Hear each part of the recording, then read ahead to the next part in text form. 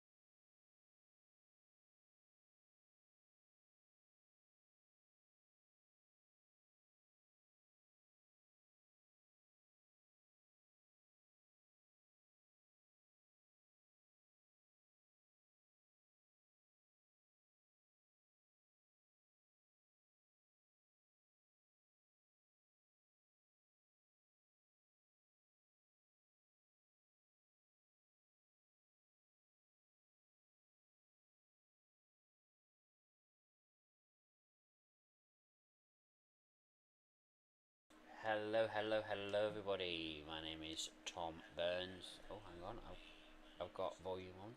There you go. Sorry about that. Hope you're all doing okay. Um, oh God, my cam. Sorry, ladies and gentlemen, my camera has frozen for some stupid reason. Give me a second. It was working fine. There we go. We're back. There we go. Hello, hello, and as you can see by the title on of the stream on Twitch and on YouTube, um, we have decided to make these chat streams that we do into an official podcast. Now, I'm open to suggestions for the name of this podcast. From anybody, it can be from anybody. It can be from anybody in the chats, whether it be on YouTube or Twitch. Um, Professor Wigglytuff is, of course, welcome to give me some recommendations. Genetic. Um, the name I have for it at the moment is What's the News? Because we usually talk about, when we do these streams, we usually talk about big things that have happened in the new, big things that have been in the news and amongst other things. But that's usually what we talk about. That's usually the subject of these streams. So yeah, so it's been made into an official podcast, as you will have seen on YouTube as well at the thumbnail. So yeah, that's what this is going to be from now on. I won't say it's going to be a regular thing. It We'll try and make it a regular thing, but usually we don't do it too regular because we both got we've both got things on, and we can't always do them regularly. But I hope you enjoyed this stream. Nevertheless, we're going to talk about a few different things. I'll just list off a couple of things and then I will bring in my co-host. The things that we're going to be discussing today, these are just a few things we're going to be discussing. Of course, anybody in the chat, you're welcome to give us a subject that you would like to talk about or ask us any questions. But the subjects for today are going to be as follows. Of course, big news coming out today of Thomas Tuchel becoming the England manager. We're going to talk about that. We're also going to talk about Goldberg's recent return to WWE. We're going to talk about a question that I saw earlier today on Facebook about whether or not WWE fans should be the ones that vote who should go into the Hall of Fame each year. And then we'll talk. We're also going to on the same subject of Hall of Fame. We're going to talk about people who we think that should be in the Hall of Fame that aren't yet. Um, we're also going to talk about the recent passing of Maggie Smith. Um, I think that's all we said we were going to discuss. Um, so yeah, that they are the subjects for today. But like I said, you're welcome to ask questions. We're not going to restrict to them subjects. We will talk about other things as well. Um, so yeah, um, let's crack on with it. But before we do crack on with the stream, I have to, of course, welcome my co-host for these. What it's obviously going to be a podcast now, an official podcast. So, my co-host for these podcasts, of course, it is the one and only Professor Wigglytuff. Hello. Hello, Tom. Good evening, everybody, and wiggly to you all, wherever you're joining us from, wherever you're listening from. Great to be here, and yes, hopefully we can make this a regular thing. But look, it's there's a lot to discuss. I'm sure. Conversation will flow. It'll be a riveting chat, a discussion as always. So why don't we jump in? What would you like to talk first? I mean, I think we should leave the biggest talking point until the end, which is obviously Thomas Tuchel. So we'll leave that until the end. Okay. The first thing I think we should talk about. Let's start off on a bit of a high. I don't think we've really got much sad stuff to really talk about today. I think it's only one thing. Let's start off on a bit of a high. Definitely a high for you. The recent return of Goldberg. Um, the Definitely. the It was nice to see Goldberg back um, on WWE television. Of course, he's we've not seen him for a little while. He's not had any matches for a little while, and up until very recently, he wasn't on the best of terms with WWE after what he said about Asuka. Um, I, I don't hold that against Goldberg. I don't think he's a bad person. I just think that he said some things without thinking, and I think he does regret them. Although I don't think he's apologised, I do think he regrets them. But it was great to see him back on WWE television. It'll be interesting to see what they have lined up. I mean, if the rumours are true, Gunther versus Goldberg will not be happening at WrestleMania. But I do believe that Goldberg will have a match at some point down the line, regardless of who it's going to be against. I think he'll have one final match as a proper send-off, which is exactly what he wants. But who that will be against, I have no idea. But yeah, like I said, great to see him back on WWE television. Um, and we'll see what happens from here and how he gets involved in the future. But I'll pass that on to you because I know you're a big Goldberg fan, so you'll have more to say about this than I will. No, thank you. And yeah, indeed, I am a big Goldberg fan. For context, when I went through the barren period of when I wasn't really following wrestling as much, I decided randomly to tune in one Friday evening again. That happened to be one Friday night in July 1998 when Goldberg happened to win the WCW title. And yeah, I just, uh, hero worship the guy since. I was still in my, those days when you just couldn't really tell whether wrestling was staged or real. And, for me, at that time at least, Hulk Hogan was still my hero. And I was basically shocked and surprised to see somebody basically decimate Hulk Hogan. Um, a sort of, well, you dethrone my hero, you've earned my respect type thing. Now, obviously, in the years that have passed and in recent podcasts, I have made very clear what I think of Hulk Hogan as a man and as a wrestler, and I'm not going to go into that this evening again. There'll be plenty of time to, excuse my language, shit on Hulk Hogan for the rest of the time. What I will say about Goldberg is that yeah, I mean, when you look at it, yes, he had a legendary career. Now, I think there could have been a lot more that he could have achieved in that career, but nevertheless, it is what it is. He still had runs with, the WCW title. He had title runs in the WWE. Never quite, Sorry. never quite got the big belt, as in the WWE belt. Whether or not that was never going to happen, we don't know. And as far as I'm aware, he, with the exception of a awful match with Brock Lesnar at WrestleMania 20, never really had a winning moment at WrestleMania. Um, Indeed, on both occasions where he went into WrestleMania as the champion, he came out of it on the losing end. So yeah, I mean, look, I'm a fan of Goldberg.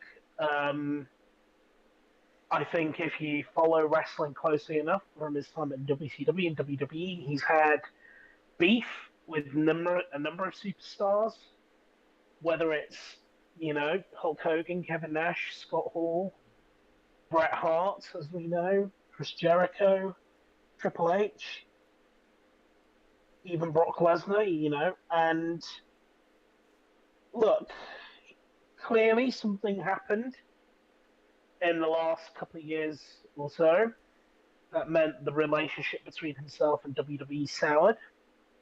He then came out with some comments about how he was owed a final match and he never got it. And then he went on a bit of a rant how he thought WWE deliberately gave Asuka her streak to undermine his.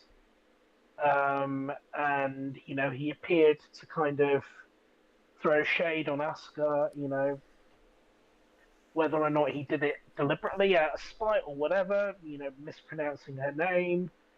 A lot of people saw it as an insult to Asuka, and I think rightly so. And I think the criticism he received about that was completely justified. I think whatever his beef was with WWE, and that was, of course, his right, I don't think it was fair for him to personally attack Asuka. I don't think she, would have been involved in that decision making process.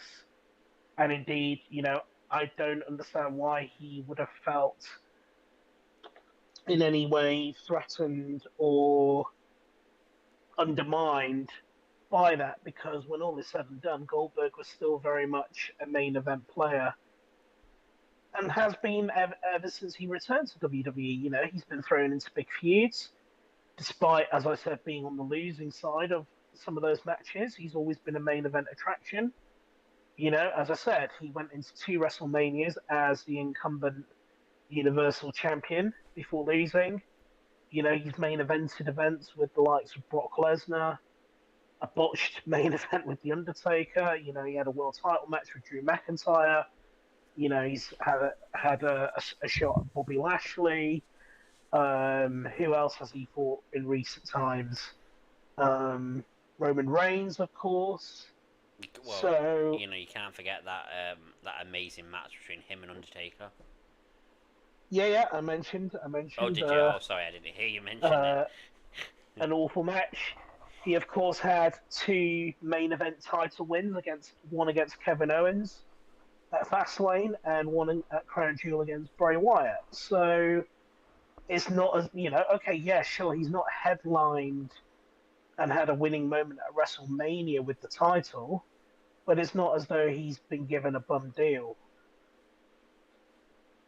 If you get what I mean, he has been put in the big positions, and it looks as though he may well be featuring in some kind of a feud with Gunther. Um, so clearly, what I think has happened is he said what he said about WWE, namely about Triple H as well. Now, whilst he was in the wrong with regards to the bit about Asuka, I feel that you know, maybe WWE reached out to him behind the scenes and they said, look, we're going to be in Atlanta for Bad Blood. We'd like to have you there. We know there's been some beef. I want to draw a line under that. Let's have a discussion about it. And I think, maybe there was give and take on both sides, apologies on both sides, and clearly they're obviously on good terms again. I mean, as I pointed out, Goldberg has publicly made very clear in the past that he's not exactly Triple H's biggest fan. So to see him and Triple H stand together in the ring and Triple H raising his hand in the air, I think was a very good moment. And let's be brutally honest. He said he wasn't going to go to AEW. Tony Khan claims that he never wanted him, but it's quite clear that AEW did make an approach, and Goldberg basically said no, and I would say rightly so, because I have absolutely no idea what he would have done in AEW, and it would have just killed him off completely. Um, so yeah, he's back where he belongs in the WWE, albeit for a brief final run And yeah, he is a legend. He is, in my opinion, one of the all-time greats. And yeah, Um, that's all I have to say on Goldberg. yeah, I mean, it'll be interesting to see what happens with the in regards to Goldberg's future. I like you said, I think there's going to be a match with Gunter at some point. I mean, they've teased it. It's not happening at WrestleMania if rumors are true. Um, No, it will happen before WrestleMania, I think. And I think it's safe to say Gunther isn't going to lose that match. If he did, I mean, first of all, that would be a massive surprise. Secondly, it would then kind of bring into question if he's going to, if, and it's a massive if, almost impossible anyway, but if for some reason Goldberg was given the belt, um, who is he going to drop the belt to? Back yeah, to Gunther or to somebody else? Now, I think the most likely scenario is he will fight Gunther on a pay per view, or possibly even this Saturday night main event. But certainly, it will happen before WrestleMania. I think the most likely scenario is going to be. I mean, it could be one of three options. It could be one of those four options that I said. It could be at this Saturday night main event that they're doing in December. It could be on. It could be at Survivor Series, obviously an event that Goldberg has history with. It could be at the Royal Rumble. Personally, I'd love it if it happened at Elimination Chamber. If that does happen in the UK, yeah, I think that would be great. I don't think there's a fast lane anymore. I think Elimination Chamber is effectively what fast lane used to be, or indeed it could be on the new what do you call it? When Raw moves to Netflix. If they wanted to do a massive main event for that, but yeah, I think it's going to be at one of those pay-per-views. I mean, from a completely biased point of view, if Elimination Chamber does happen in Manchester, I'd love to see Goldberg versus Gunther as the main event there. yeah, I suspect it will probably be at I reckon it will be at Royal Rumble or at Survivor Series. yeah, yeah. Big possibility there. Yeah. So that's pretty much everything I can think about in regards to Goldberg. Um, um, so the next thing I think we should come on to, and I think it's we'll get the sad bit of the podcast out of the way next, and that is of course the recent passing of the legendary and iconic Maggie Smith. Now she Dame Maggie Smith, of course. Dame Maggie Smith, of course, yes, no disrespect was intended there. Um, she, of course, had many roles during her life. The one that um, I remember her most as is, of course, Professor McGonagall in Harry Potter. One of my favourite characters in Harry Potter. Probably my second favourite character after Hagrid. Um, and yeah, she just played an amazing part in that. Well, every part she played, she was amazing.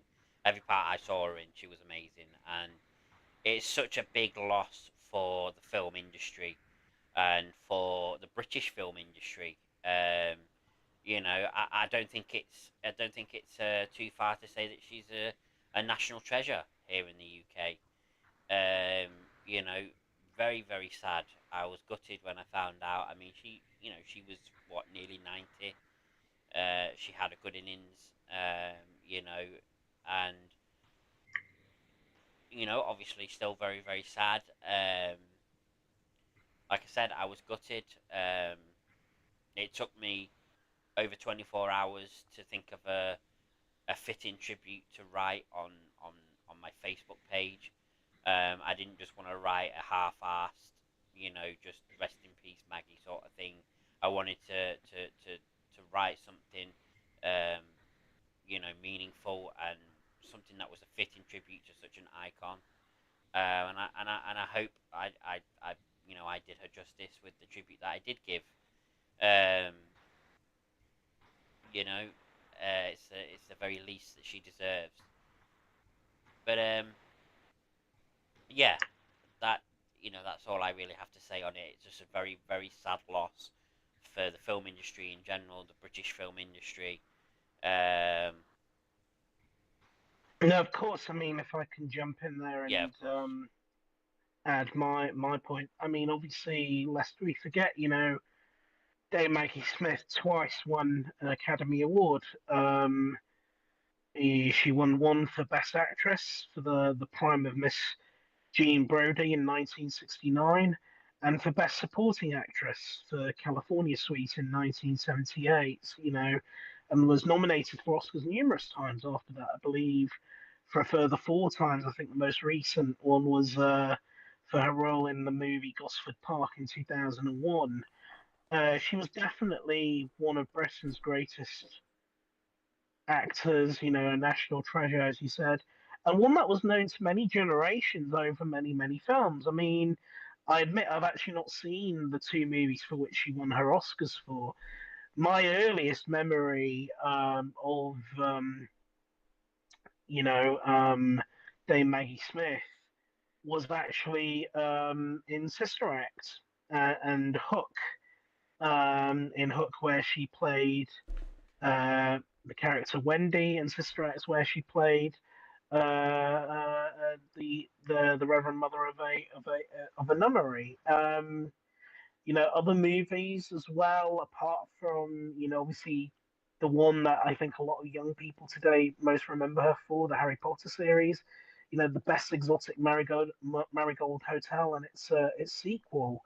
She is definitely, you know, certainly for British film viewers of every generation, there is a movie from each of those generations where you could pick as a favorite. And yeah, it's a massive loss. And also in terms of the Harry Potter series, that's now another actor who has passed away, and it's almost of course, yes, there are a lot of young actors in that who hopefully will live very, very long lives, but it's always sad when you see integral actors in these movies pass away and they just fade into history.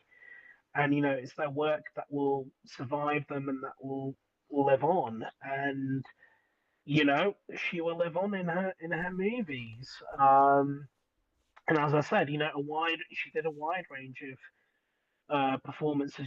From serious movies to comedy, and that's what I loved about her role as Professor McGonagall. She combined that wit and that humor into a very warm character, that was both strict, firm, but yet sympathetic and understanding.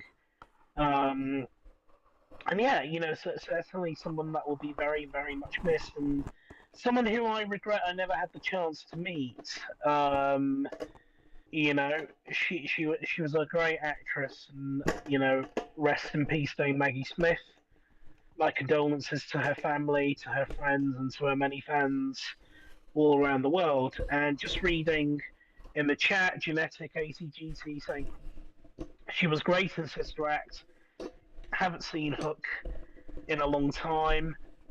Yeah, she was fantastic in Sister Act. As I said, it was one of the first movies I saw in which she was in. Um, Definitely worth watching. You know, she's left us with a legacy of many, many movies that will no doubt entertain generations to come. And rest in peace, Dame Maggie Smith, and may her achievements live long in our memories.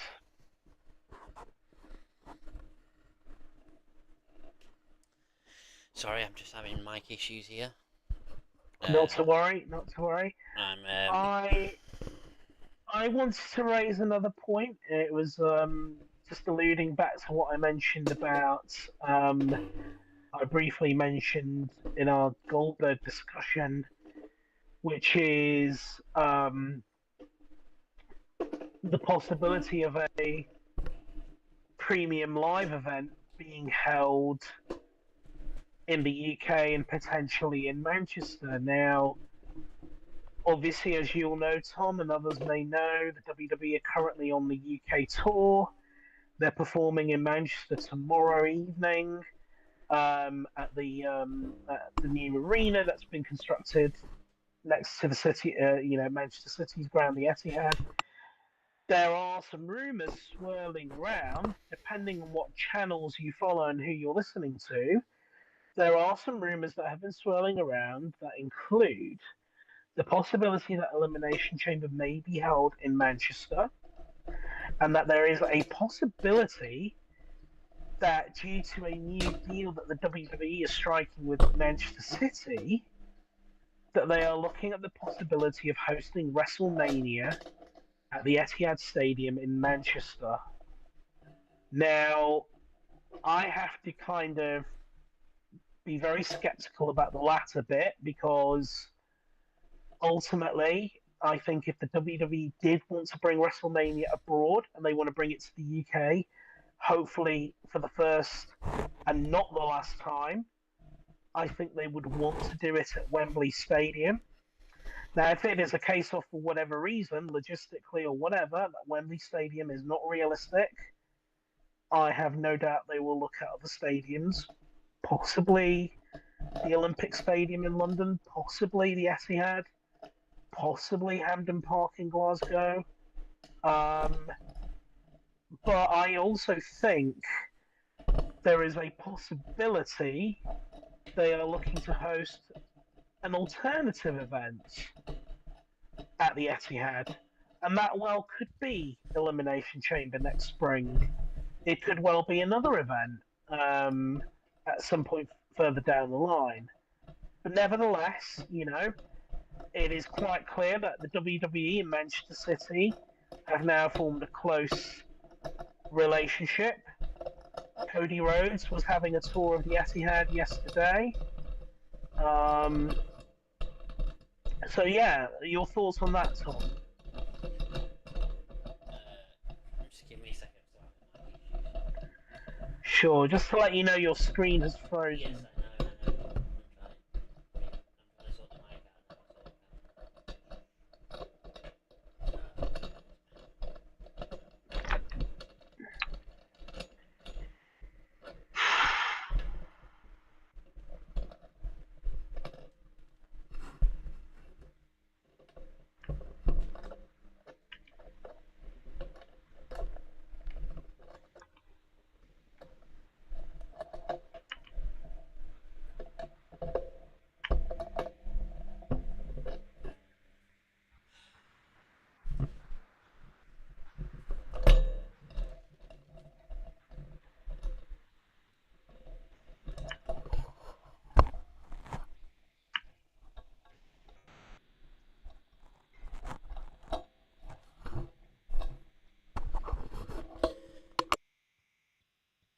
Sorry. This is. A bit of a crash bang wallop going on there in the background. Yeah, my mic is just.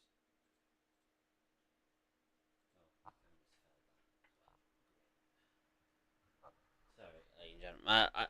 So, I have a relatively new mic that I attached to my sort of TV stand, and I could move it about, and it's come off. And I keep trying to like tighten it back on, and it keeps falling off. So I don't know what's going on. Annoying.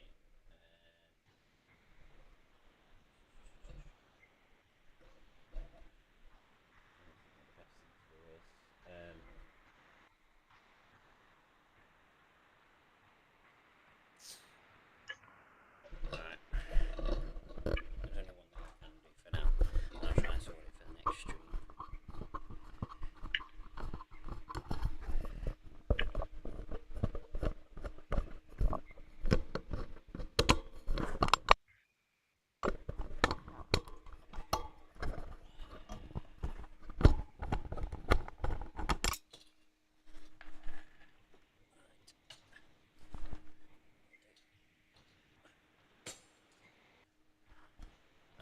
cameras froze again. Sorry about this, ladies and gentlemen. This is not a great podcast so far in terms of technical difficulties. Um, You're echoing a bit. hang on a minute. Oh, why is this not working now? Oh my Jesus Christ! Your mic sounds as though you're about to do karaoke on stage. Hang on a minute. Right, how's that? We can see you, hear you, but it's a bit echoey, but it should be fine. How's that? Yeah, it's about the same, but it's okay. Let's just get on with it. Just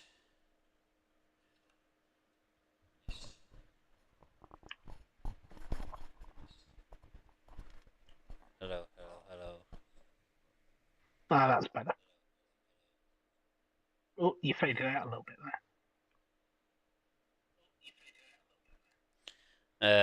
Yeah, I had the echo turned up a little bit on the mic. That's why it was echoing. Um, there. No problem. right. So, hang on a minute. Let me just, seeing as I've got the mic close to my mouth now, let me just turn the mic down just a little bit. Yeah. So sorry about that, ladies and gentlemen, with the mic issues. Hopefully, we won't have any more issues now. Now, I'm just gonna have to hold the mic up like I'm doing some sort of WE promo.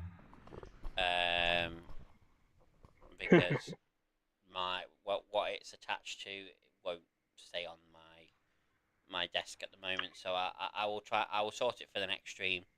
Do not worry about that.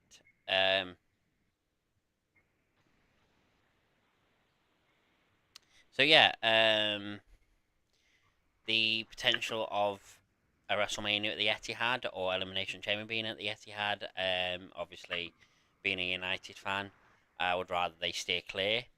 But at the same time, they have got some sort of deal with City, so it wouldn't be a massive surprise if they did do something at the Etihad, and I would just have to suck it up and go. You know, potentially do a bit of graffiti. No, I'm joking. I wouldn't do that. I'm not a vandal. Um, but yeah, I mean, it wouldn't surprise me. They've got a deal with City, haven't they, WWE? So it would make sense in terms of that deal for them to do a show at the Etihad. Whether it will be WrestleMania, I don't think that's likely. I think they'll do Elimination Chamber. When Well, it's not going to be a WrestleMania anytime soon. No, I Let's mean, put it that way. I don't see their first WrestleMania anyway in the UK being at the Etihad. I think it will be at Wembley.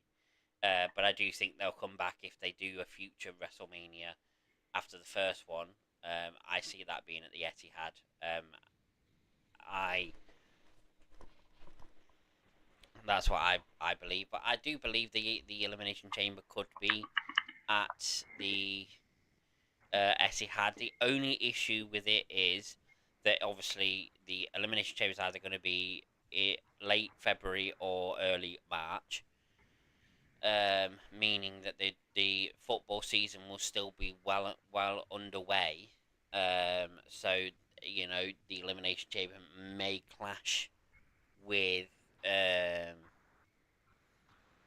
with um, with the football season. Although I did read something the other day that said that Elimination Chamber isn't looking like it's going to be a stadium show, so it won't be at the Etihad, I don't think anyway. But don't take my word for that. I did read that, but then things can change. If it is going to be in Manchester and it's not going to be a stadium show, the Co-op Arena is probably the most likely um, of places. I mean, of course, they are. I mean, they did a show at the Co-op Arena tonight. No, sorry, tomorrow it's at the Co-op Arena. Sorry. My plan was to go to that, but I can't afford to go. I had all that time to buy tickets, and I decided, oh, I won't buy tickets yet. There's still loads of tickets left. I'll buy a last minute one, and now I've screwed myself over basically. But anyway, um, yeah, so they're at the Corp Arena tomorrow night actually. So I think if it is going to be in the UK and it's not going to be Stadium Show and it is going to be in Manchester, I think the Corp Arena is probably the likely place for it. I mean, obviously the other city that they are looking at as well potentially is Birmingham. I personally wouldn't have it in Birmingham, but that's because I want it in Manchester because I live in Manchester. And we haven't had a UK PLE in Manchester yet. We've had one in London, we've had one in Cardiff, we've had one in Glasgow. It would be nice to have one in Manchester. Um, you know, I was lucky enough to go to to Clash at the Castle in Glasgow. It was just lucky that it sort of worked in with me being in Glasgow anyway, visiting friends. So it worked perfectly. Otherwise, I probably wouldn't have gone. Um, No, I think the next UK PLE will be in Manchester. I have a feeling it will be. I think, obviously, yes, they were doing a house show in Manchester. It made sense, obviously, with their business partners, Man City, to do like a PR thing there. But, you know, I don't think it's any coincidence. So I think there will be an announcement, possibly at tomorrow's event or in the coming days, yeah, that they're going to be hosting some sort of an event, mm, whether at the Co-op Arena, whether at the Etihad. yeah, I agree. I agree. Um, but yeah, we'll just have to see what happens. Yeah. Um,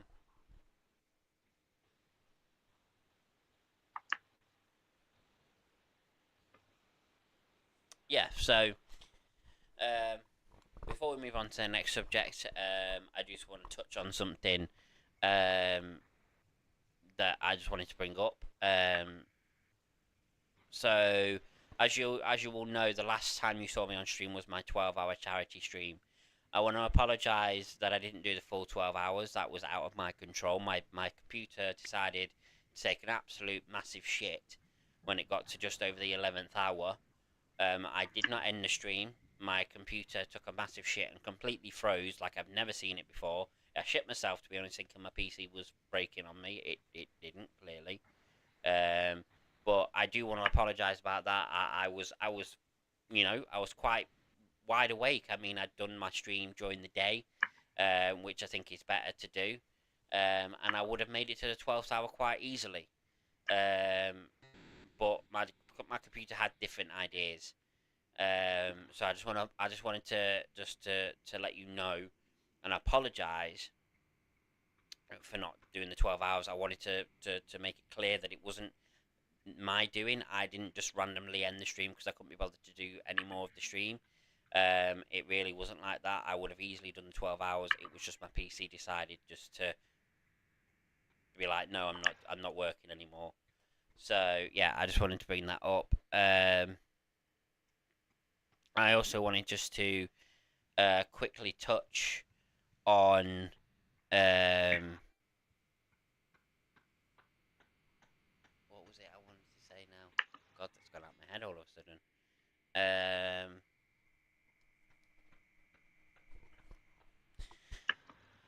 yeah, that was it. I wanted to quickly touch on the Hell in a Cell match from Bad Blood. I was planning on streaming that, but then my head, I have these days sometimes where my head just is not in it at all.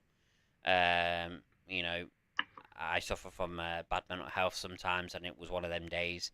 I just wasn't feeling up to it, so I did watch it, but I just didn't stream it. And that Hell in a Cell match that kicked off Bad Blood, I mean, it's been given 5 stars. It was amazing. It was. I felt like I was back in the Attitude Era when I was watching it. All the blood, the violent um, shots to to each other's heads. It felt like we were back in the Attitude Era, and that's how I what's what I want from WWE. They didn't take it too far, unlike AEW have been doing recently with putting bags over people's heads, injecting them with needles. I mean, I'm not being funny, but I mean, and people can call me a snowflake if they want and say, "Oh, well, you're a snowflake. It's not even that bad." No, it is. Putting a bag over somebody's head or injecting them with a needle, in my eyes, is basically attempted murder, and that, in my eyes, has no place. There's no place for that in professional wrestling. And people can say, "Oh, well, you love the Attitude Era, don't you?" Well, yeah, I do, but I don't remember. I mean, yeah, okay, there was one scene that I remember clearly: Big Boss Man being hung while the Hell in a Cell was being lifted. Yeah, I would say that was too far.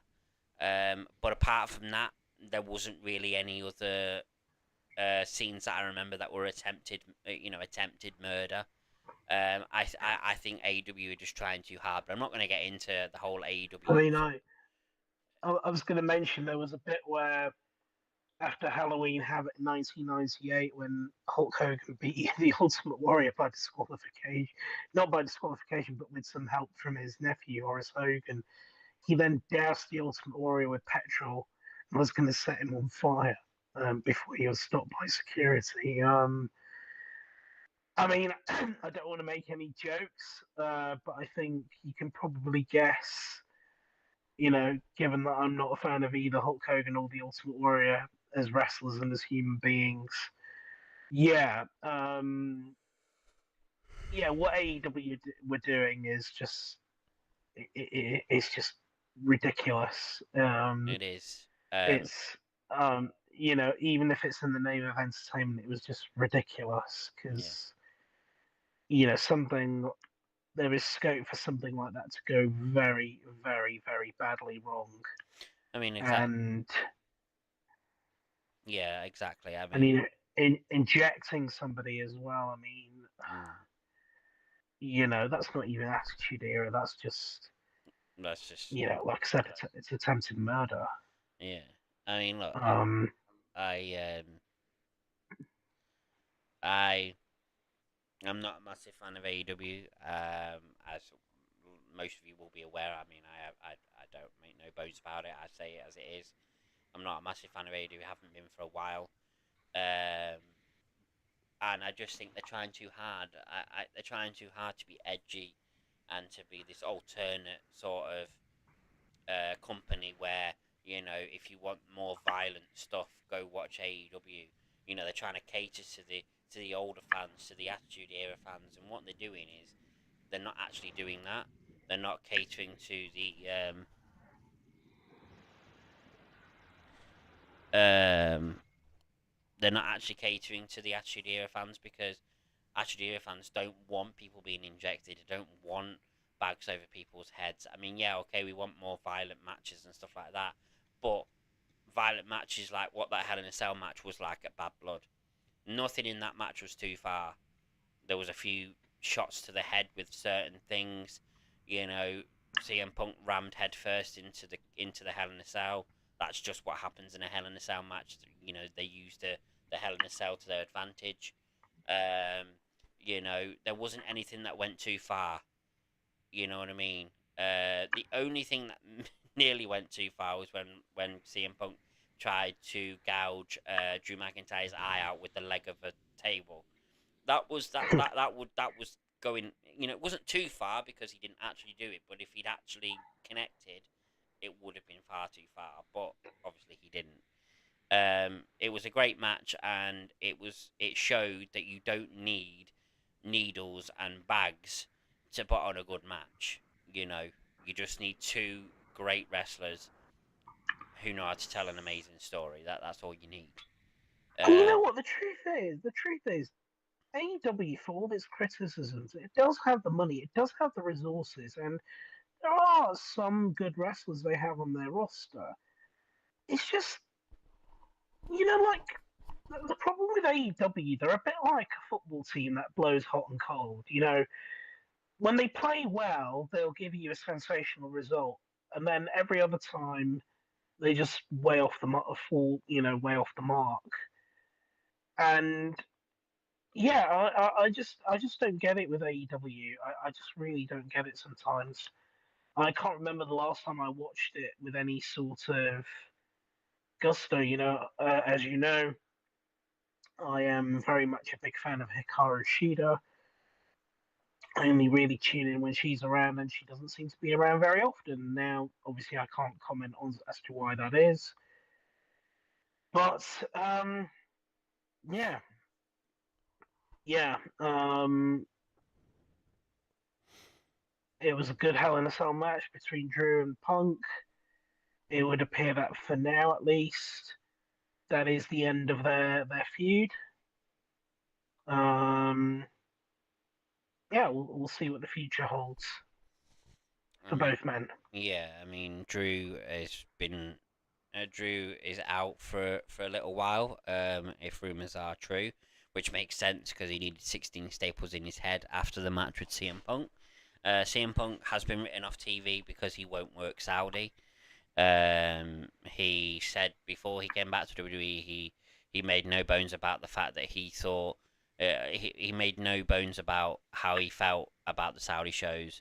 He often said about his disdain for the Saudi shows. Didn't agree with it whatsoever. So he's not been a hypocrite. He's not going to work it, and he stuck to his guns. And I'm glad Triple H respects that. I think if Vince was still in charge, I think he would have tried to force Punk to try and go, which would have then caused all sorts of issues. Maybe Punk would have walked out again. So I'm glad that Triple H is respecting CM Punk's views, which he should, because there is other wrestlers that won't go over to Saudi. Kevin Owens, I believe, being one as well.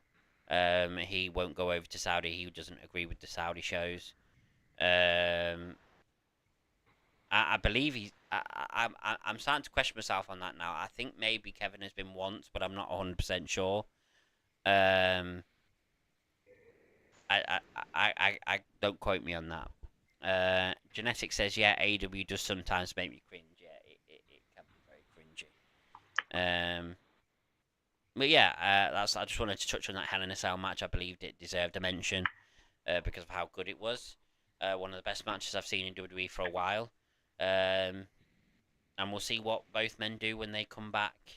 Um, I don't know whether Drew's coming back after Crown Jewel's done with. I believe Punk is. Apparently, Punk is working Survivor Series, which means he will be back after Crown Jewel. So it'll be interesting to see what Punk does there. But yeah, we'll move on from that now.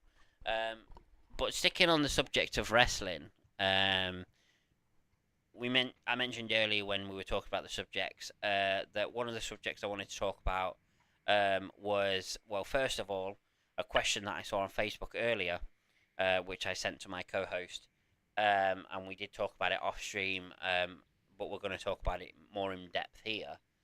Um, should In fact, let me just get the actual question up, so that I get the question right. Agree or disagree? The WWE Hall of Fame should be decided by fan voting. Now, like I said, me and my co-host have talked about this off stream. Not too much in depth. We're going to go more in depth here, but should the Hall of Fame be decided by fan voting? The quick answer, no. The more in-depth answer, and the reason why I say no, is because I think if you leave it to WWE fans to vote, you run the risk of potential controversial figures being voted for. Not that WWE would ever go through with some of the controversial figures, but you just run the risk of controversial figures, potentially being mentioned when they shouldn't be. Um, and I just, yeah, for that reason, I think it's not a good idea. I mean, I do think they need to start deciding the Hall of Fame in a different way, because I think the current way that they decide just is making the Hall of Fame worse and worse and worse. I mean, I remember years ago, I used to watch the Hall of Fame, and the Hall of Fame year after year used to be amazing. It used to be its own show, about 4 hours long, and you used to hear all these interesting stories from these legends. And it used to be a great show. Now it's just chucked onto the tail end of SmackDown for about an hour, 2 hours. It's rushed through, and all the non-main event inductees are rushed through. They get about 10, 15 minutes each, and then the main event gets about 45 minutes to 50 minutes to talk. And it's like, I just think it's a little, in my eyes, it's quite disrespectful to those inductees that aren't main event, because at the end of the day, right, whether they are the main event or not, they are still being inducted into the Hall of Fame, which means they are legends, which means they deserve the respect. I mean, Uh, not just that. I just thought this year's Hall of Fame ceremony was so boring. it was, and it's such a It, shame. it was just, it was just so boring to watch, and it's like it shouldn't have been. You had The Rock inducting Muhammad Ali. You had Muhammad Ali's wife coming out. That should have been a highlight. Um, you had Paul Heyman. It should have been a highlight, but it just felt so boring. It was just so boring, and it's like you said, it just tacked on at the end of SmackDown. It's like I kept looking at my watch, at the time to see, when is this going to finish? Because sitting for like 3 hours straight, 4 hours straight, you know, it used to be its own event. It used to be a highlight of WrestleMania weekend. Watching the Hall of Fame ceremony. Um, but now it's just become a bit of an afterthought, and I really don't get that. And I was about to suggest, if they feel that way about the Hall of Fame, then just do it on another weekend. I mean, obviously, yeah, the whole point of doing it at WrestleMania weekend is because obviously WrestleMania being the flagship, show, they want to do the Hall of Fame ceremony around in and around the flagship show. But if you can't find time in the schedule to accommodate all these Hall of Fame inductees and give them the time that they deserve, then actually I don't think there's any harm in doing it on a different what do you call it? I don't think there's any harm doing it on a different date. If it means we can properly celebrate the Hall of Fame inductees. What do you think of that, Tom? Yeah, I mean, I agree. I mean, what would be the harm, for instance? Let's just use this as an example, seeing as they're treating this PLE more serious, starting next year. What would be the harm in potentially doing it um, close to SummerSlam?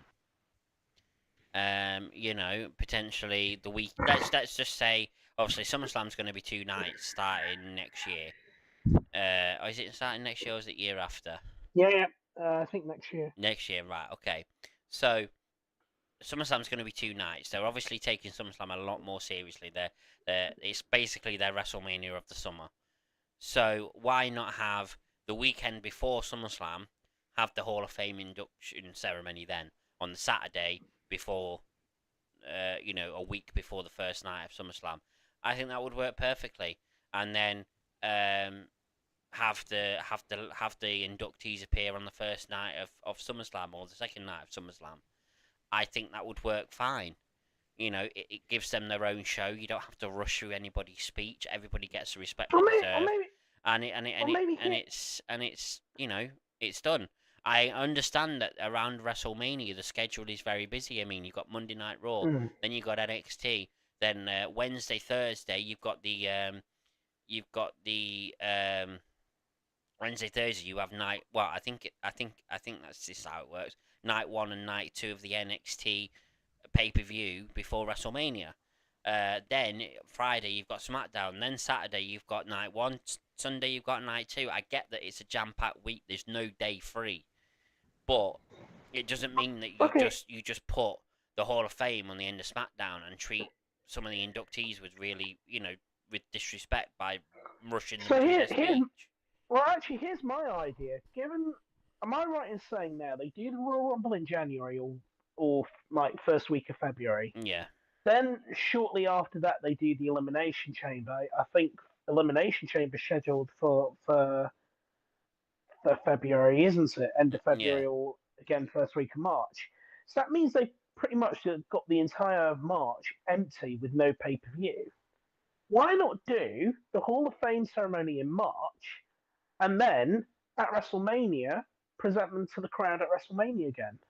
Yeah, that's not a bad idea. I mean, that's Absolutely would work. effectively it. It doesn't necessarily have to be at WrestleMania weekend. I mean, yeah, I mean, if you're presenting them again to the crowd at WrestleMania, you're still celebrating them at WrestleMania, but you're giving them an entire show. Because look, ultimately, at the end of the day, the reason why they tack it on at the end of SmackDown and it's all rushed through is because, simply put it, they have a packed schedule. So what I'm saying is, do the Hall of Fame show before WrestleMania. Do it maybe a month before WrestleMania. It's fine. Just do it, Well, yeah, and then that would work. and then introduce them again at Yeah, WrestleMania. You know, as they do every year. yeah, that would absolutely work. It would absolutely work. Um, There's no. I mean, it's not as though they're going to do the Hall of Fame ceremony in the same stadium that they do WrestleMania. no, So I no, don't think I don't think it makes a difference no, it whether really they doesn't. did do it, you know, the same week or a month before.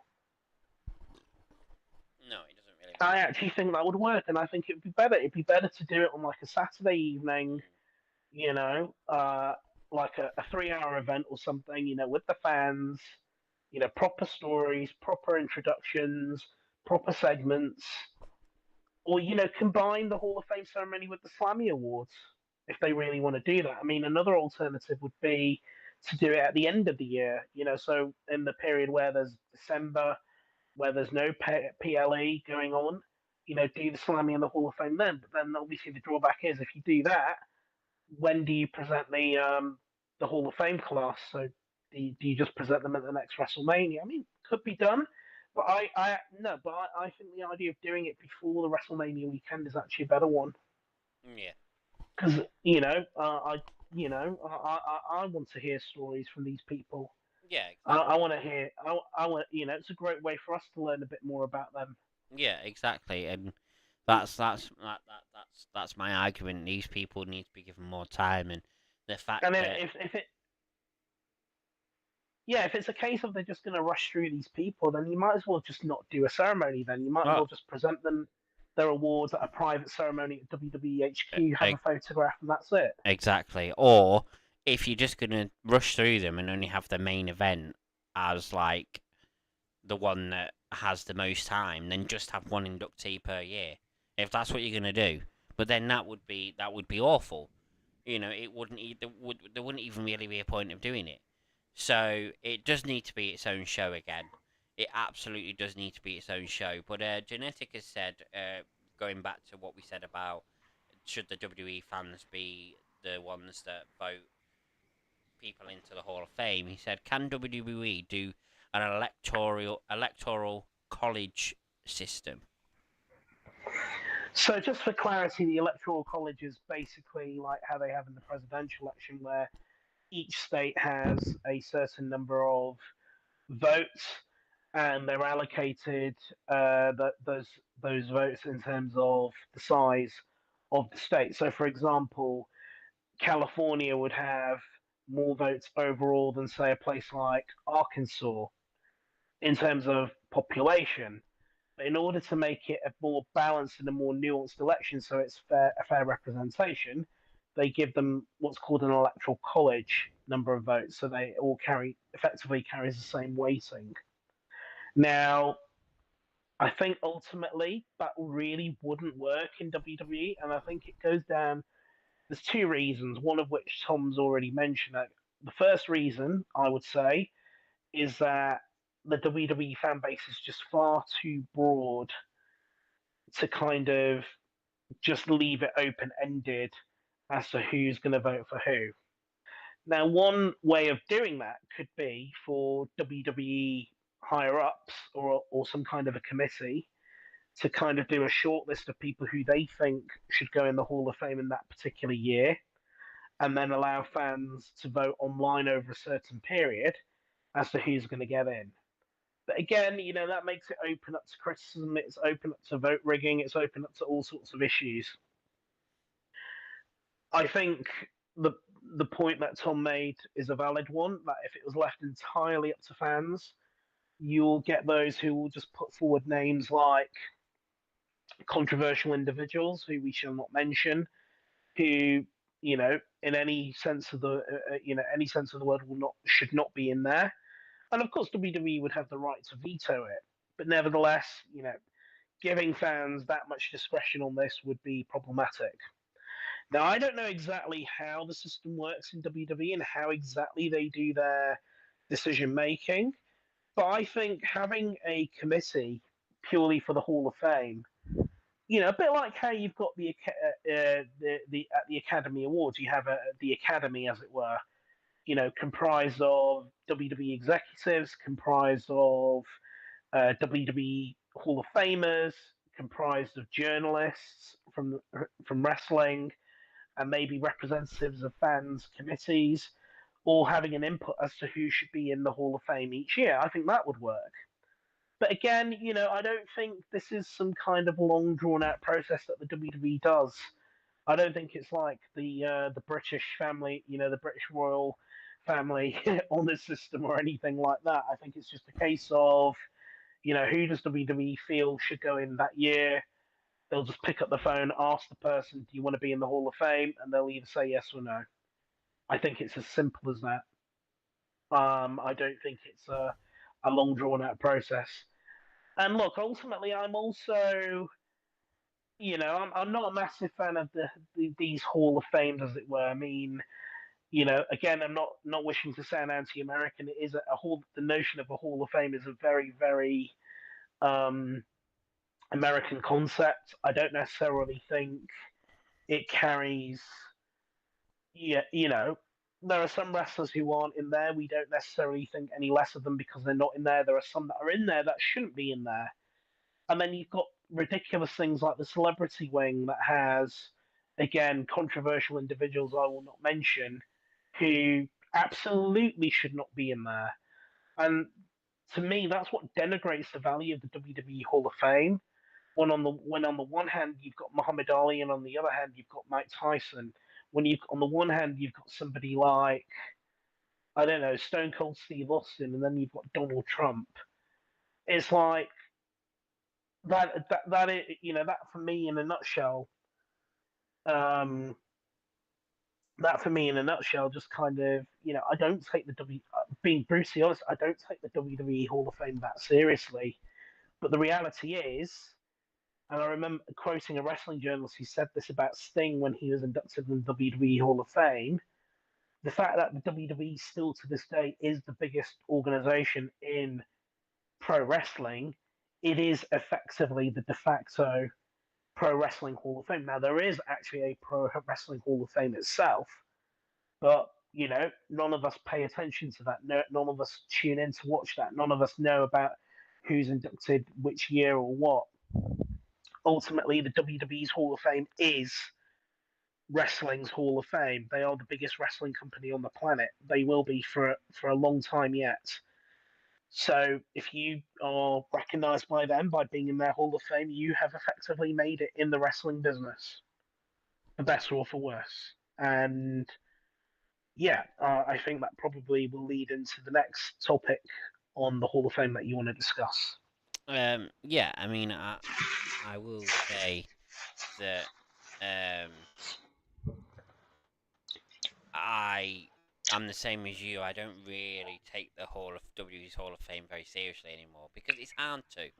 Because they make it hard to take it seriously by tagging it onto the end of SmackDown. They treat it like it isn't serious, like it isn't a massive deal. So it's how do you expect the fans to take it seriously when you're not taking it seriously yourself? You know, it's hard to take it seriously. If it became its own show again and it was treated with the respect that it should be treated with, then people would take it seriously again.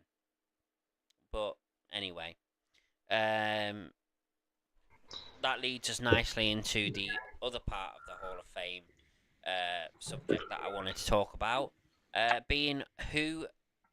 Oh, hang on. Genetic has said it was more of a joke than an actual suggestion. Lol. Um, Oh, that being about his electoral college system comment. Okay. Um. So, and genetic, you get involved with this as well. Um. If you would like to, it would be good to hear your suggestions as well, or or your thoughts. But the next thing I wanted to talk about was who should be in the Hall of Fame that isn't currently in the Hall of Fame. Now, um, like I said, genetic, get in the comments, let us know who you think should be in there. Give us some names. I'm sure there'll be some names that we all say, that we all agree on. I'm going to kick us off here. I've got a fair few, but I'll just kick us off with a couple, and then I'll pass it over to you. Uh, the first couple that spring to mind straight away. One being Victoria. She should be in the Hall of Fame. Um, and I believe that yeah. So we've got Victoria, and the next one, I think that should be in the Hall of Fame. Should be our truth. I think our truth should go in the Hall of Fame. Longevity more than anything else. I mean, he's been in WWE a hell of a long time now, and he's he definitely deserves it. Um, and Jazz as well, of course. She was around in the early 2000s. Jazz should be in the Hall of Fame, in my opinion. There's just a couple there to start off with. Jazz, that's quite a blast from the It past. is, isn't it? That's just Um, that's just a start there for me. Um, I'll let you go ahead. sure. I mean, our truth is one that I agree with, and completely realistic a possibility. From a British perspective, I think um, William Regal is more than deserving of a place in the Hall of Fame. In my honest opinion, one of the great European title holders and one of the great intercontinental champions of all time. Um, I'm not personally a big fan of hers, but I recognise that there are a lot of people who are and who cite her as a trailblazer. And I think China, as an individual, should be inducted. Now, I emphasize as an individual because she is, of course, in the Hall of Fame as a member of DX. Now, obviously, I'm not going to go in depth about some of the reasons why there's a bit of a fractious history between the WWE and China, namely between Triple H and China, and it could well be that having her inducted as part of DX was the most they were going to make as a concession. And if that is the case, then nevertheless, at least she is still in the Hall of Fame, for better or for worse. Going back to female wrestlers, one that I am really a big fan of, who didn't have a great relationship with WWE towards the end, certainly not with Vince McMahon, and I don't know if that may have changed, is Gail Kim. Someone who I am a massive fan of. Another one who I think should be in there and could well be, given that she has now reappeared on, certainly in the audience on WWE TV, is Mickey James, of course, the wife of Nick Aldis, um, and obviously, as you might recall, reappeared at the Royal Rumble a couple of years ago to her TNA theme. I think there's every chance we could see her in the WWE Hall of Fame very, very soon. And I know I'll be naming one extra, uh, but if I could name one more, I've forgotten who I was going to say. I'm sure it will come back to me, but we'll keep the discussion going. Actually, yeah, I think I was going to mention her. Maybe Natalia would be a good option now at this stage. She is obviously now a veteran, but nevertheless, she's still active on the roster. So I think maybe they want to wait until maybe her time has passed. I don't know what her relationship is like with WWE, but Ronda Rousey is also a good option. But I've named about five people there or six people, so I'll hand it back to you, Tom, to continue the Um, names. yeah, okay. I've got another couple here. Another female superstar who absolutely should be in the Hall of Fame. In my opinion, one of the greatest to ever step foot in a WWE ring in terms of the women. AJ Lee. I think Indeed. a definite distinct possibility now that CM Punk is back in WWE and on very good terms with them. Um, so yeah, AJ Lee most definitely. I was a big fan of AJ Lee when she was in WWE. You know, one of my favorite women's wrestlers of all time, and Punk being one of my favorite male wrestlers of all time, and the fact that they're married just makes it even better. Um, so yeah, AJ Lee there. Another one here, a tad bit controversial, but not massively so. Um, I do believe it's time that Doink gets inducted. Um, uh, a, a, Hmm. a legendary character. Obviously the guy that portrayed Doink, or at least one in the main one, Matt Bourne, I believe his name was. Obviously died of a drug overdose. A little bit controversial, but I do believe he should be inducted. Even if you don't mention Matt and just induct the character itself, I do believe that he should be inducted into the Hall of Hmm. Fame. That's just my opinion. Um, I mean, if I can make the point about Doink the Clan, I think that is going to be a problem because I believe at the same time Matt Bourne's family are or were in the process of trying to sue WWE. So the problem we have is that several individuals, including Chris Jericho and Jeff Jarrett, and indeed one of those names is a worthy Hall of Fame inductee, of course, um, did portray Doink the Clown. Now, the problem you have is because so many different people portrayed Doink the Clan, and indeed controversial ones, who is it that gets inducted specifically? Now, I think WWE owns the trademark to the Doink character, but nevertheless, it will be controversial as to who exactly they're going to induct, who is going to do that induction, and what form does that take. And I yeah, think it's one of those that has to, sadly, it will sadly probably be the case that we might not see a Doink the Clown inducted unless I don't know. I really don't know how, unless it's um, on the a case a case of and somebody who I think should be inducted and will be inducted in the very near future in some capacity is Chris Jericho. And if maybe they humorously want to mention Doink the Clown within that, maybe. But yes, that's also another suggestion I would make. Chris Jericho. yeah. I was thinking of Chris Jericho, but just going back to Doink for a second, I think they could, in a way, they could just induct the character in terms of inducting a individual, because like you said, there was a few people that did portray Doink. Obviously, like I said, the main one being Matt Bourne.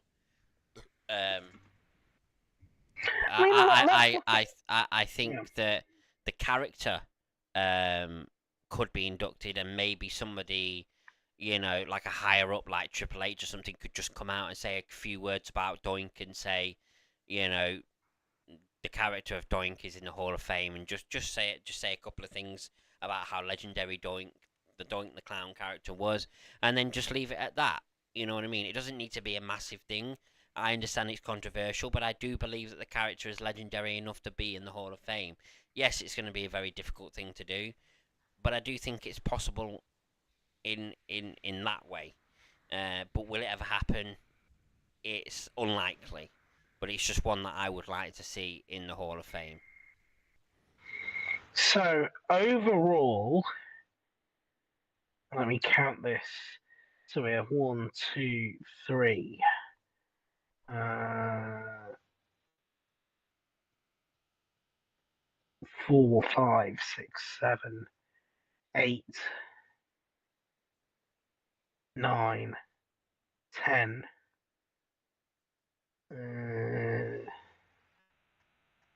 11, 12, 13. So we've had about 13 different people portray Doink the Clown on WWE programming. Now, obviously, Matt Osborne was or Matt Bourne was the original Doink, but was fired in 1993 after testing positive for drugs. He did make a WWE appearance in 2007 on the 15th anniversary of Raw as Doink. You then had someone called Steve Kern who wrestled as the Illusion Doink at WrestleMania 9 and occasionally the real Doink at house shows. Then you had someone called Steve Lombardi who dressed up as Doink for various WWE appearances and was the one that Heath Slater beat on an episode of Monday Night Raw in 2012. So the one that I was thinking of, who they could induct, is someone called Ray Licciamelli or Ray Apollo, who wrestled as Doink between 93 and 95 in the WWE after Osborne left the company. And then he portrayed Doink at WrestleMania 17 in the Gimmick Battle Royal. So he could be the one they induct, but then it's tricky. Maybe they could do a case of. I mean, Jeff Jarrett's now affiliated with AEW, so that's not going to happen. Chris Jericho, again, affiliated with AEW, that's not going to happen. I was going to say they could have just inducted the character and got Jericho and Jeff Jarrett and Ray Apollo to say a few words, but then, yeah, all of those people that portrayed Doink would have a right, and it's now a little bit to contradict what I said earlier. It's a little bit confusing to see who actually owns the trademarks of the Doink the Clown character because Mm. so many people have portrayed it on the independent circuit. Yeah. I mean, like I said, it's. So Go on, sorry. no, that's fine. Yeah, I mean, it would be a difficult thing to do.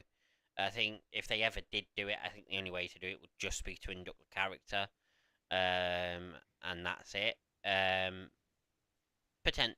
It's like I said, who would receive the induction, as it I were. mean, like I said, just have somebody like a higher up come out like Triple H and say, just say a few words about Doink and what a legendary character he was, and that's it. You know what I mean? Because if you're bringing one guy back who portrayed Doink, then but then you don't bring any of the others back, it's unfair. So I think the only way to avoid that would be to have somebody like Triple H just just come out and say a few words about Doink. But yeah, I mean, um, But yeah, I think in terms of other inductees, I think we have to mention the big name that we mentioned just a moment ago in the course of our Doink the Clown Chris Jericho. conversation. That's Chris Jericho, Yeah, who absolutely. absolutely should be in there. Yeah. Any given ceremony, he would be, had he still been affiliated with the WWE, any given ceremony, he would almost certainly be a headliner. Mm. Now, obviously, there's a very obvious reason why that is a little bit tricky at the moment. It's not impossible because, as we know, he did appear on Steve Austin's podcast whilst he was still under AEW contract. So, if it was a case of they wanted to make this happen, I think there would be a way to make it happen. But as I said, it's unlikely it's going to happen until he does actually retire, and even then, it would have to be a case of he would literally have to leave the AEW. I don't think that's happening anytime soon. No, I I don't mean, think so either.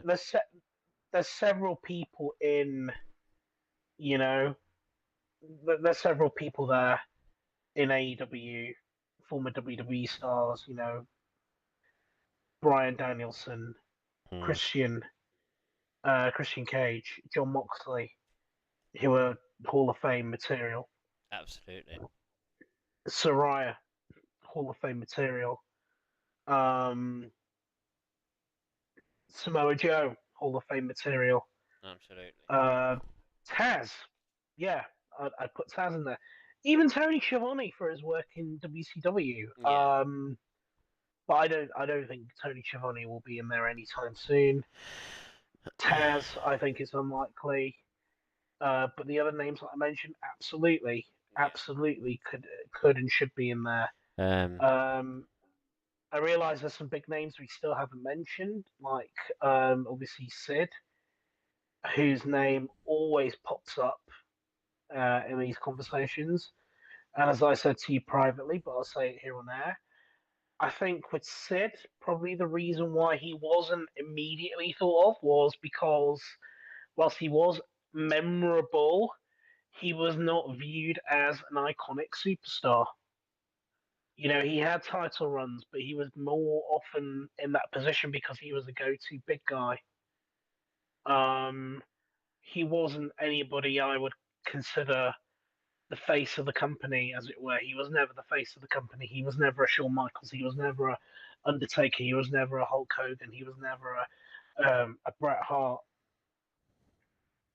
Another name that keeps getting mentioned is Lex Luger. Again, had a great career in the WCW, was being pushed as a big star in the WWE, but it never worked out. But I think for the same reason as Sid, he just wasn't iconic. He just wasn't, this. Yeah, he had that memorable time when he beat Hulk Hogan for the WCW title on Nitro, and then Hulk Hogan activated his creator control card to make sure he won the title back 6 days later on pay per view. So then everybody was like, well, why did he drop the belt in the first place? But let's be brutally honest. Am I not right in saying that both Sid and Lex Luger, great wrestlers, had some good achievements. But when you look back on iconic wrestlers of a certain era or a certain period, they're not two names that are going to be top of the list. No, definitely not. They're not two names, and they were just people who were transitional champions. I mean, there are many iconic individuals, like someone who I'm a big fan of, Sergeant Slaughter, who was very much a transitional champion in a way. But with Sid and Lex Luger, neither of them were particularly, yeah. Um, are they worthy of being in the Hall of Fame? I think almost certainly now Sid has passed away, he probably will end up being in there now, which I think is silly. He should have been inducted much, much earlier. Do I think Lex Luger is worthy of a Hall of Fame induction? Yes, of course. But, is it a case of every single person who won the WWE title or the WCW title or the ECW title ends up being inducted in the Hall of Fame?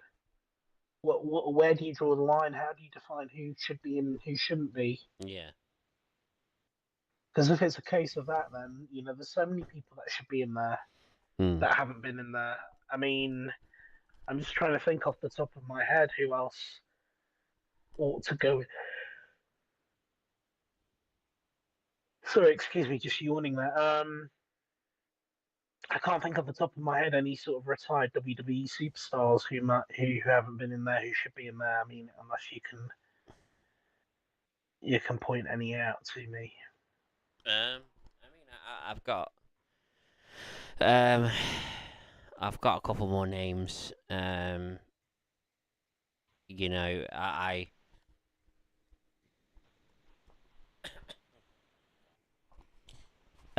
yeah, I've got a couple more names. That I think should be in there. That aren't in there at the moment.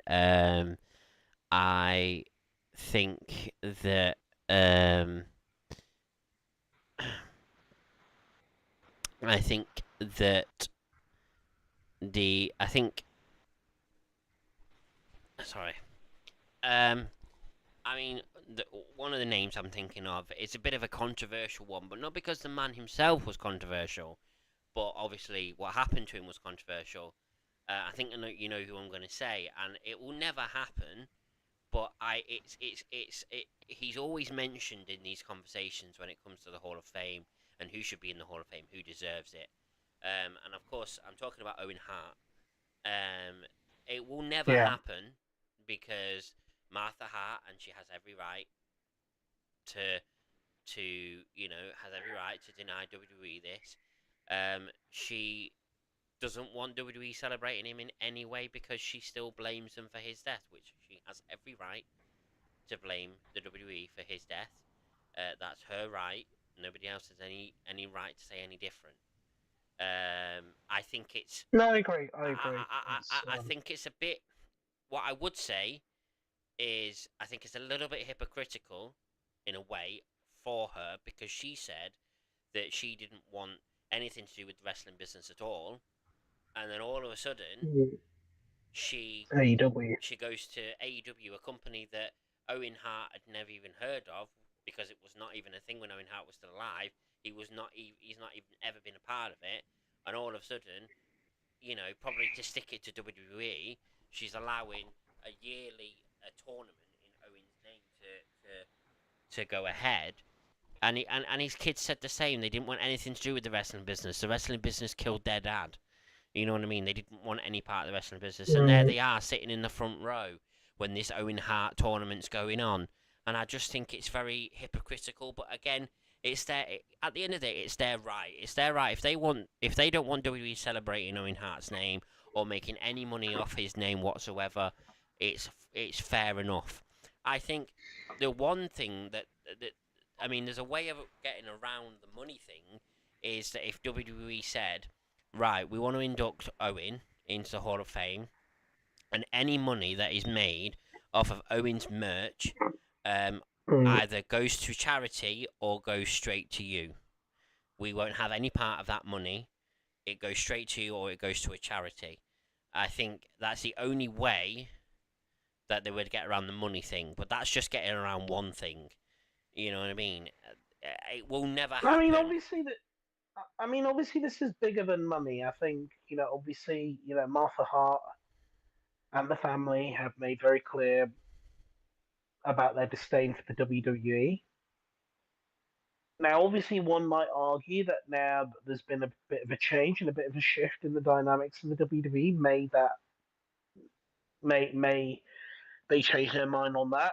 Time will tell. I think it's unlikely.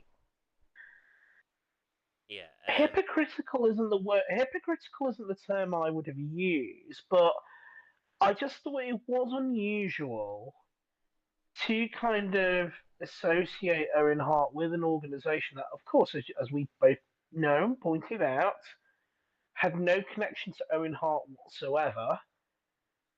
The only tenuous link you could kind of come up with was the fact that Bret Hart appeared at the first Double or Nothing pay per view to unveil the AEW title. And interestingly, that was the last appearance he made on wrestling before he reappeared on Raw recently. So I just thought I should put that in there.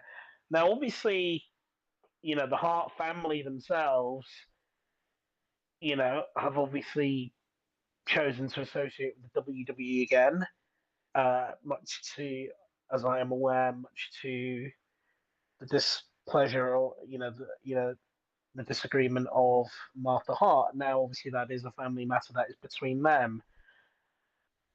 But ultimately, look, Owen Hart isn't going to be in the WWE Hall of Fame anytime soon. And I No. think there are a lot of fans out there who are like this, that, and the other, and it's just something that has to be accepted.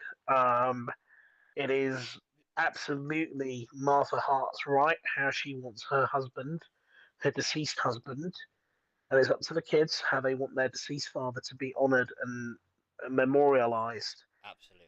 And simply put it, they would rather, and I can completely understand, they would rather a company like AEW, who, as we said, had no real history with the Hart family, other than Owen's brother appearing briefly on the show. They would rather he was memorialized that way than with the company that they feel killed him. Yeah, and Now, also, I don't know what the deal is with AEW in terms of what they're receiving in terms of money. Uh, and obviously, look, I mean, there was a point Sting made when he talked about, why he eventually went to the WWE and why he accepted a Hall of Fame induction after all those years. And he basically said it came to a stage of his career where A, he was getting on in years, and if he was going to do it, then would have been the time to do it, the last opportunity. But crucially, he talked about the legacy of Sting and how it was going to be remembered, who would be best suited to look after it. And in terms of merchandise sales, it was an offer he really couldn't refuse. And that's why he did what he did. Now, obviously, he didn't end his career in the WWE, as we all well know. So that argument is sort of redundant. But I suppose, in a way, I can see why they kind of affiliated themselves with AEW. It was a maybe Martha Hart and Owen's family saw it as a way of you know preserving Owen Hart's legacy for future generations, whether through merchandise, whether through his name on the tournament.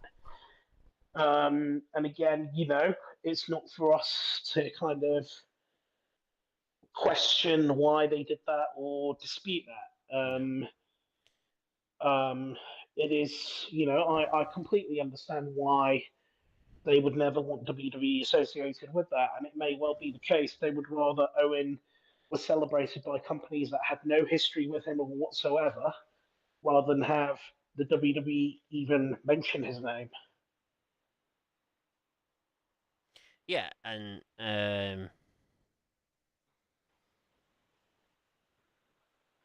But there is a one person I do want to mention, and controversial because of the association of this individual with a controversial person, and that is,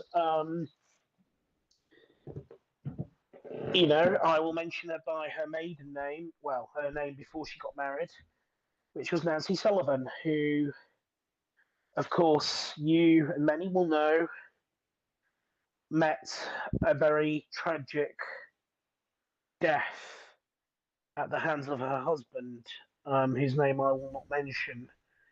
Um, and the thing is, it's because of those tragic circumstances that her career, which was a Hall of Fame career, which was a revolutionary career, she effectively was a trailblazer for the sort of female valet characters. She had a high profile in so many different territories in terms of her wrestling, worked with so many different major figures, including Ric Flair. Again, you know, somewhat controversial, but not quite as controversial as the person that I'm not mentioning.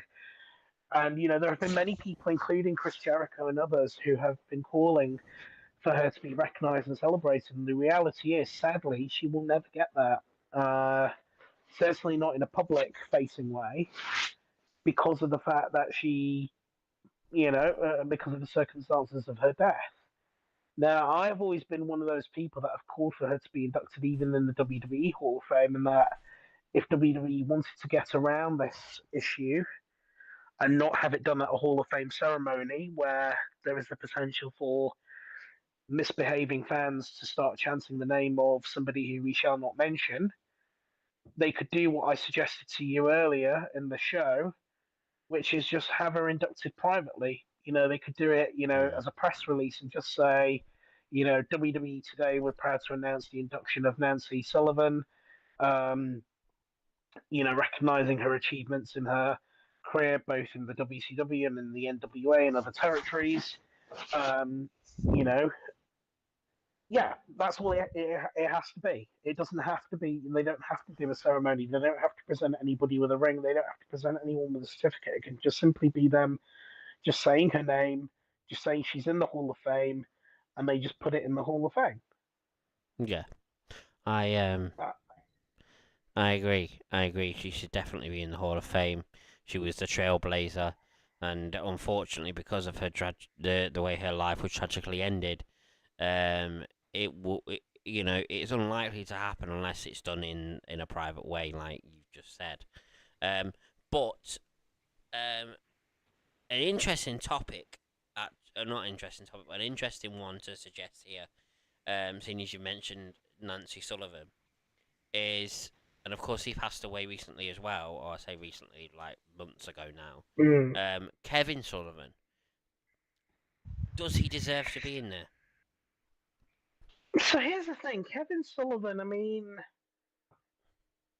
for those of you that followed WCW and the NWA at a certain period of time, will remember him. I think his most high-profile feuds or rivalries was the one where he was part of a satanic stable that tried to end Hulkamania, and they famously shaved off Hulk Hogan's moustache.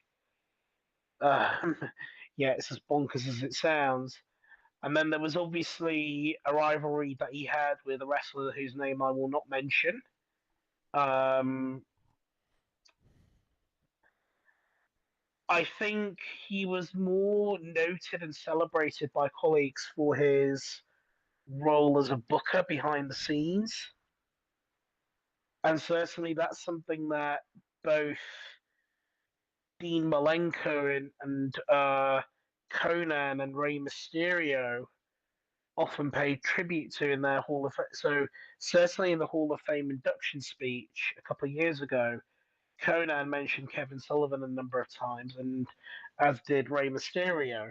So clearly he was somebody that was very well respected, certainly within the WCW era. So I think there's every possibility. No, let me rephrase that.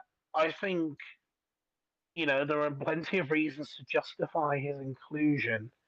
And it doesn't necessarily have to be somebody who the fans know, because there are plenty of people who get inducted every year or every now and again whom I don't really know off the top of my head. Like even the Wild Samoans. Yes, I know of them, but I don't really know a lot about them, and I had No. to really kind of Google it to kind of read up. Yeah. And that's what the Hall of Fame should also be about. It's also about Exactly.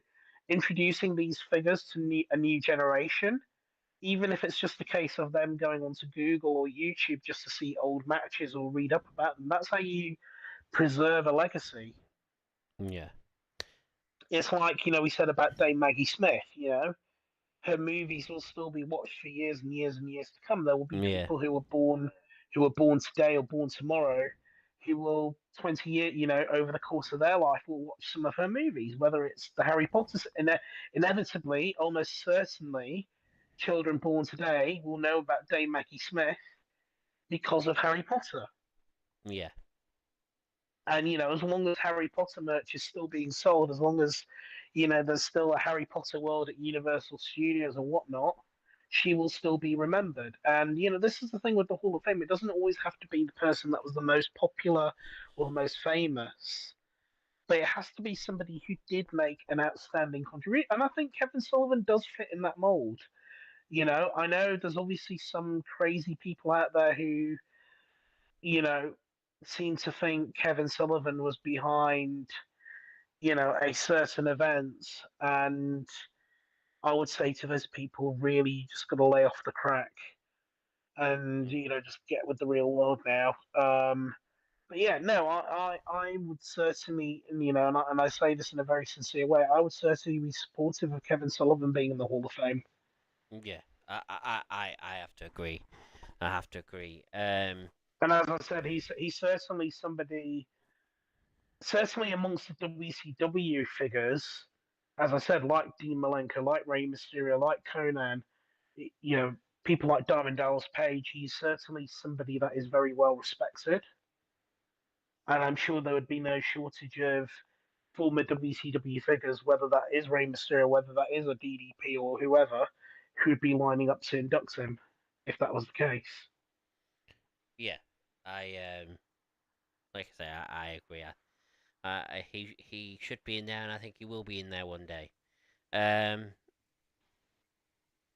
Yeah. So I've got a I mean, couple. there's still a. Yeah, come on. Go on. No, no, no, go on, you carry on. I've got a couple more names. I do believe deserve to be in there. Um, you know, this woman is pretty much mentioned every time anybody has a conversation about the Hall of Fame and who should be in there. But Sable should absolutely be in there. Um, you know, no doubt about it. The only thing, well, not the only thing, but obviously, the thing that might stop her from being inducted, is obviously the recent controversies surrounding her husband. Um, of course, if you don't know who her husband is, it's Brock Lesnar. Um, but hopefully that won't stop her from being inducted, but it probably will. Um, but she definitely deserves to be in there. Another woman that deserves to be in there, um, and to be honest, she's very rarely mentioned. And if not many people actually ever really talk about her anymore. Another woman that deserves to be in there, Dawn Marie. She was very popular in the early 2000s, especially especially in her rivalries with Tori Wilson, of course. Kayfabe marrying Tori Wilson's dad. Kayfabe killing Tori Wilson's dad. Uh, well, not as in murder, but as in like he had a heart attack when they were getting jiggy. It's definitely a memorable storyline, and I do believe that she deserves to be in there most definitely. Um, I think moving away from wrestlers, I think Charles Robinson, Little Nate, deserves to be in there. Yeah, definitely his name comes up a lot, and it's amazing to think how long he's been in that. Been in the business. I mean, I had the pleasure of meeting with him in Cardiff. Um, Great guy, very knowledgeable about the business. He's talking about his time in WCW, how he first met Ric Flair. Ric Flair got him into the business. Somebody who deserves to be recognised, certainly in my honest opinion, the greatest of all the referees, that have ever been in the squared circle. Somebody else who I think should be in there, Michael Cole. Now I I was don't know. actually going to say him as well, yeah. So I'm sure he's been offered it a number of times, but for whatever reason, he's not yet accepted it. I'm sure his time will come, but I'll let you carry on. well, yeah, I was going to mention Michael Cole, of course. I mean, how can you not mention Michael Cole? Um, Another person that should be in the Hall of Fame, and I'm really surprised that they're not in the Hall of Fame yet. Um, Judging on how well respected she is by pretty much everybody in the WWE. Um, just give me a second.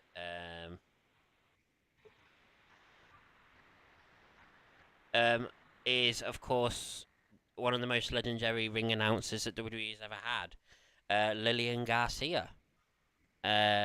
She has not been inducted yet for whatever reason, but she is very well respected in the WWE.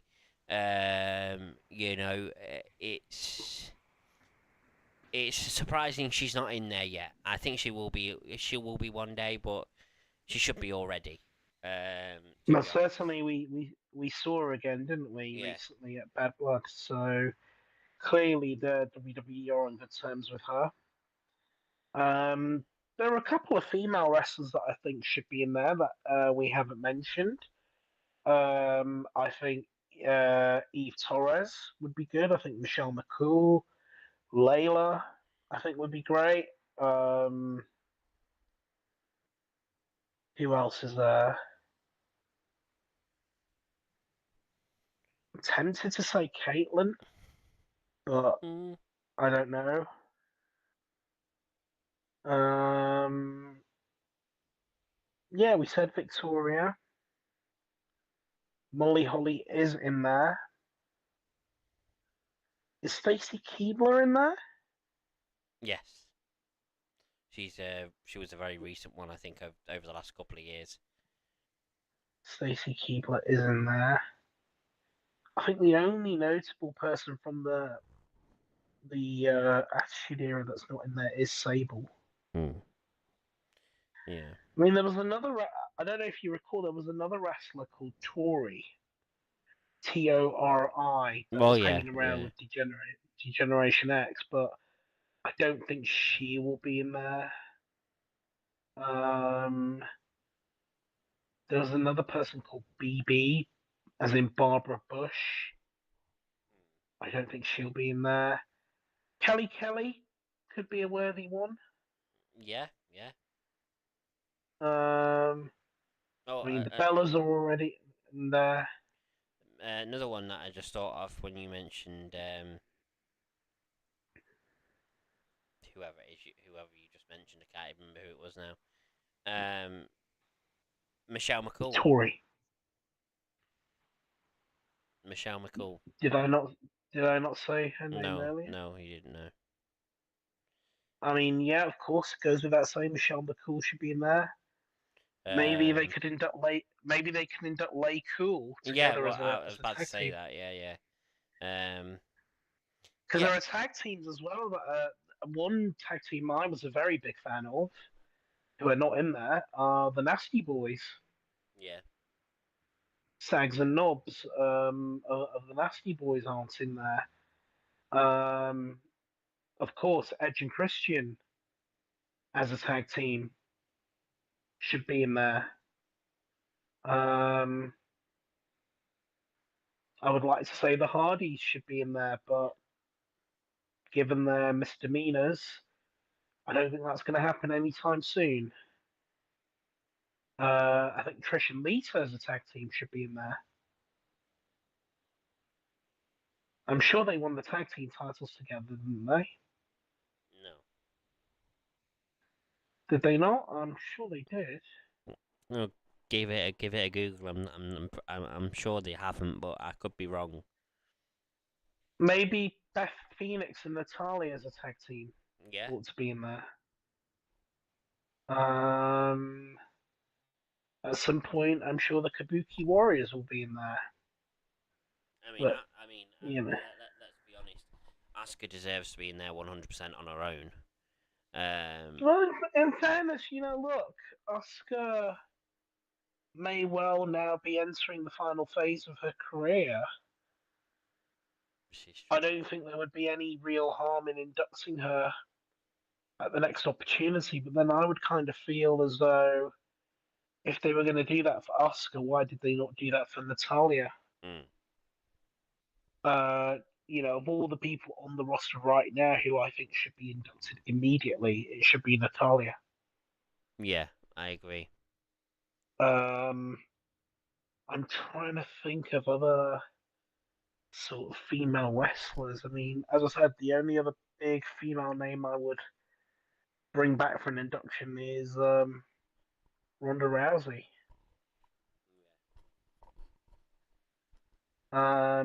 I'm trying to think of tag teams actually. Um, I mean, if they wanted to do another posthumous induction for Scott Hall, they could induct the Outsiders.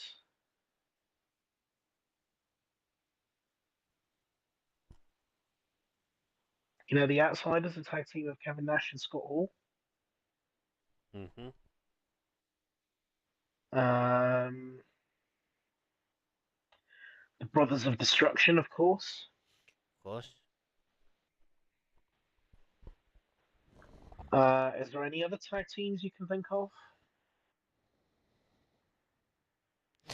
I'm trying to think.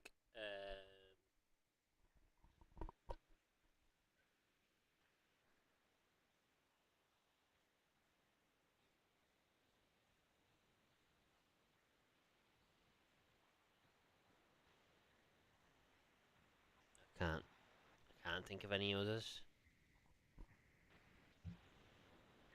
The Rock and Sock Connection.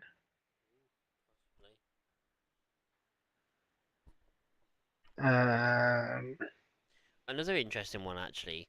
talking about the Rock and Sock connection. So Mick Foley, I'm pretty sure, has been inducted as himself. What about He has. what about inducting Mankind?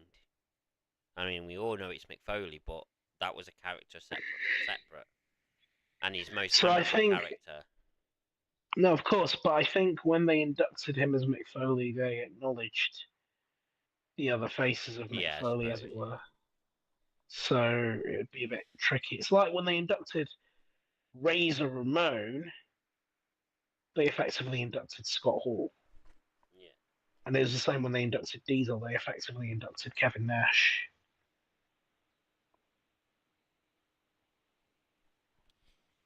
Um, As long as they decide not to induct Mr. America. brother. Um, but yeah, I think we've exhausted this conversation now. I think Well, I was gonna say one last inductee. Given that it's given so much service to the wrestling industry, or at least to one individual in the wrestling industry, I reckon they should induct Hulk Hogan's creative control card, that you know one of the most iconic. Um, and they should present Hulk Hogan with like a gold plated creative control card. yeah, I agree. I agree. It's given him so much service. Yeah. But yeah, like I said, I think we've exhausted that conversation now. We should move on to the main event the of the topics now, which is of course Too Cool. But just before we get into that, I need to run quickly to the toilet. So I will be back shortly. Sure, I will keep everybody entertained as you're going.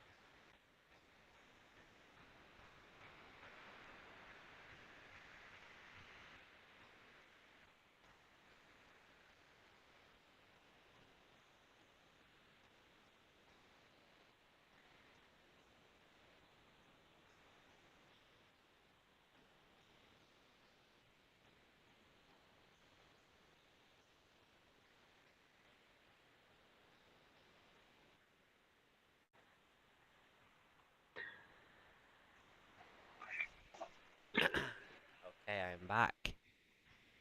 Um, So, just a couple of things I was going to mention before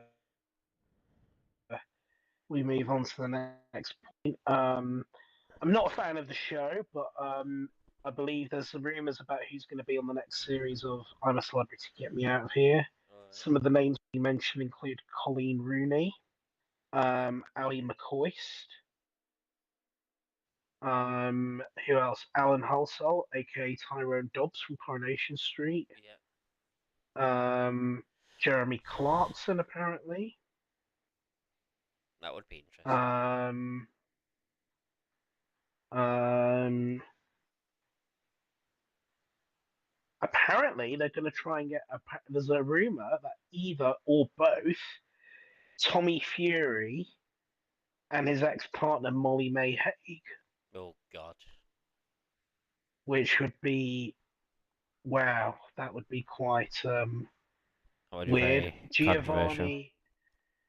Giovanni Pernis from Strictly Come Dancing. Um, Talisa, former X Factor judge and dub singer. There's an outside rumor of Philip Schofield, but I don't think that's going to happen. Also, today he announced that his mother just passed away. So, yeah, I don't think he's going to be on there. That's one bit of news. Another bit of news today, 16th of October, after a 10-year hiatus, the McRib returns to McDonald's for a brief period.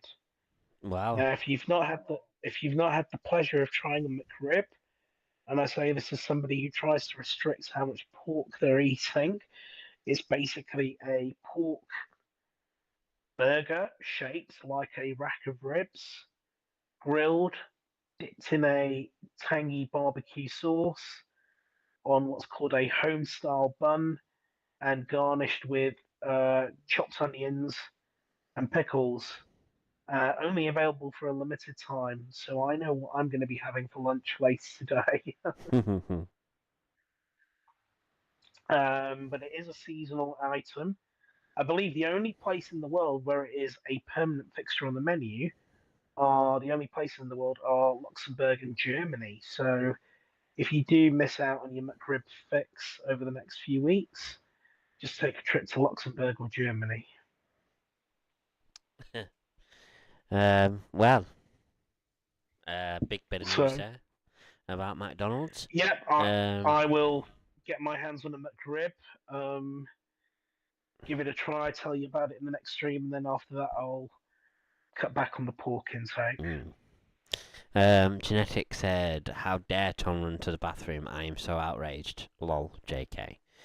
I'm sorry that I have to go for a bathroom break. I can't help that. Anyway, let's get into the main event of what this show is about. It is, of course, Yeah. Thomas Tuchel becoming the new England manager. A very controversial decision, being that he is German and he is a German in charge of the England team. I have been looking at a lot of the comments underneath, like BBC Match of the Day's post about it, and Sky Sports post about it, and a lot of people saying the same thing. Uh, oh, I'm outraged. How dare a German be in charge of the England team? This is ridiculous.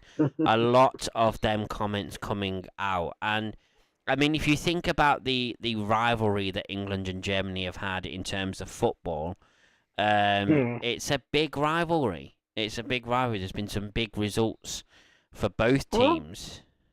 this is an interesting one because, Um, when I've spoken about it with German friends that I knew at university or whenever I go on business trips to Germany, people always kind of laugh with amusement and say it's only the England fans that see it as a big rivalry. They don't see us as a big rival because of the fact they've won 4 World Cups and we've only won the one. And I'm inclined to kind of reluctantly agree with them, but nevertheless, as you said, yes, it is one of our big footballing rivalries, the England mm, Germany rivalry. There are many games throughout the history of international football you can look to involving England and Germany where, sometimes the result has been a controversial one.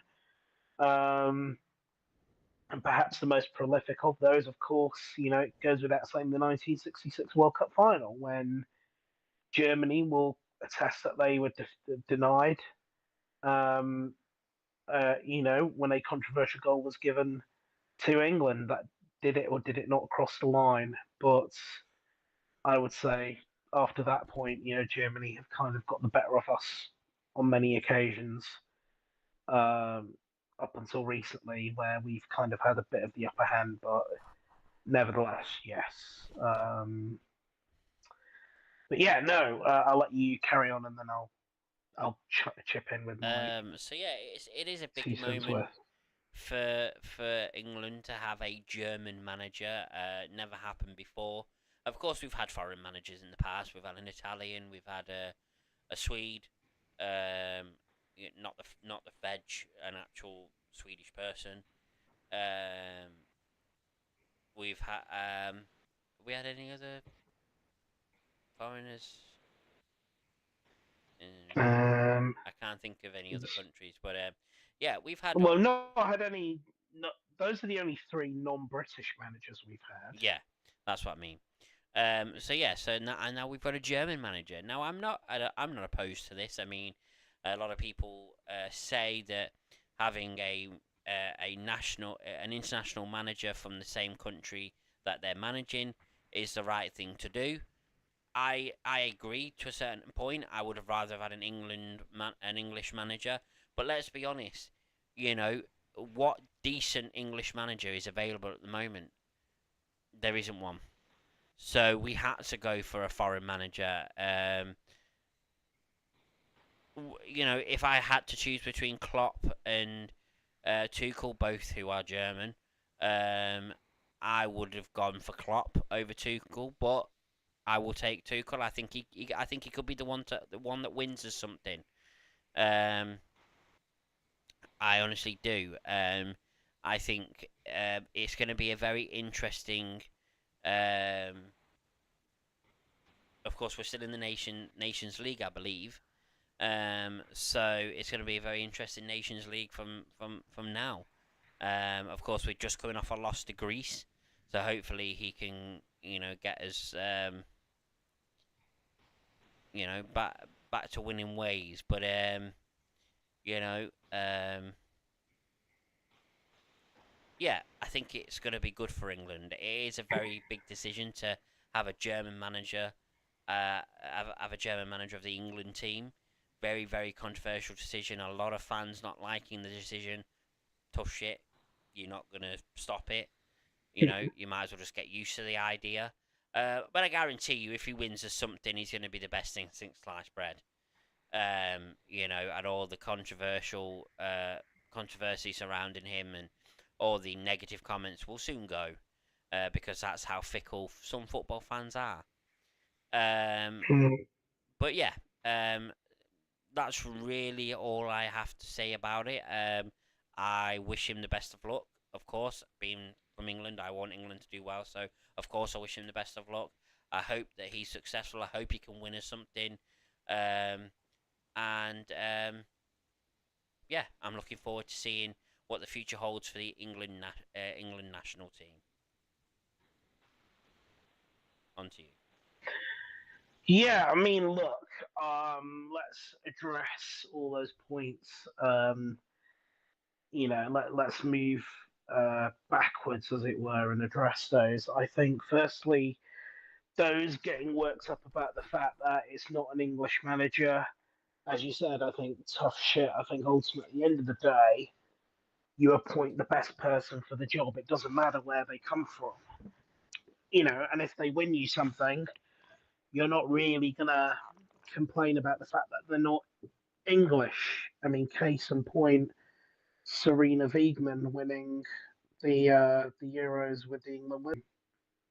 Um, I think ultimately we also have to accept that there just aren't any English managers that are good enough to win.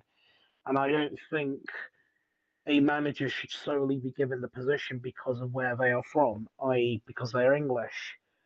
Now, what does concern me is that still, after all this time, and especially with the whole St George's Park thing and the FA's commitment to football development, we still haven't produced world class English football coaches.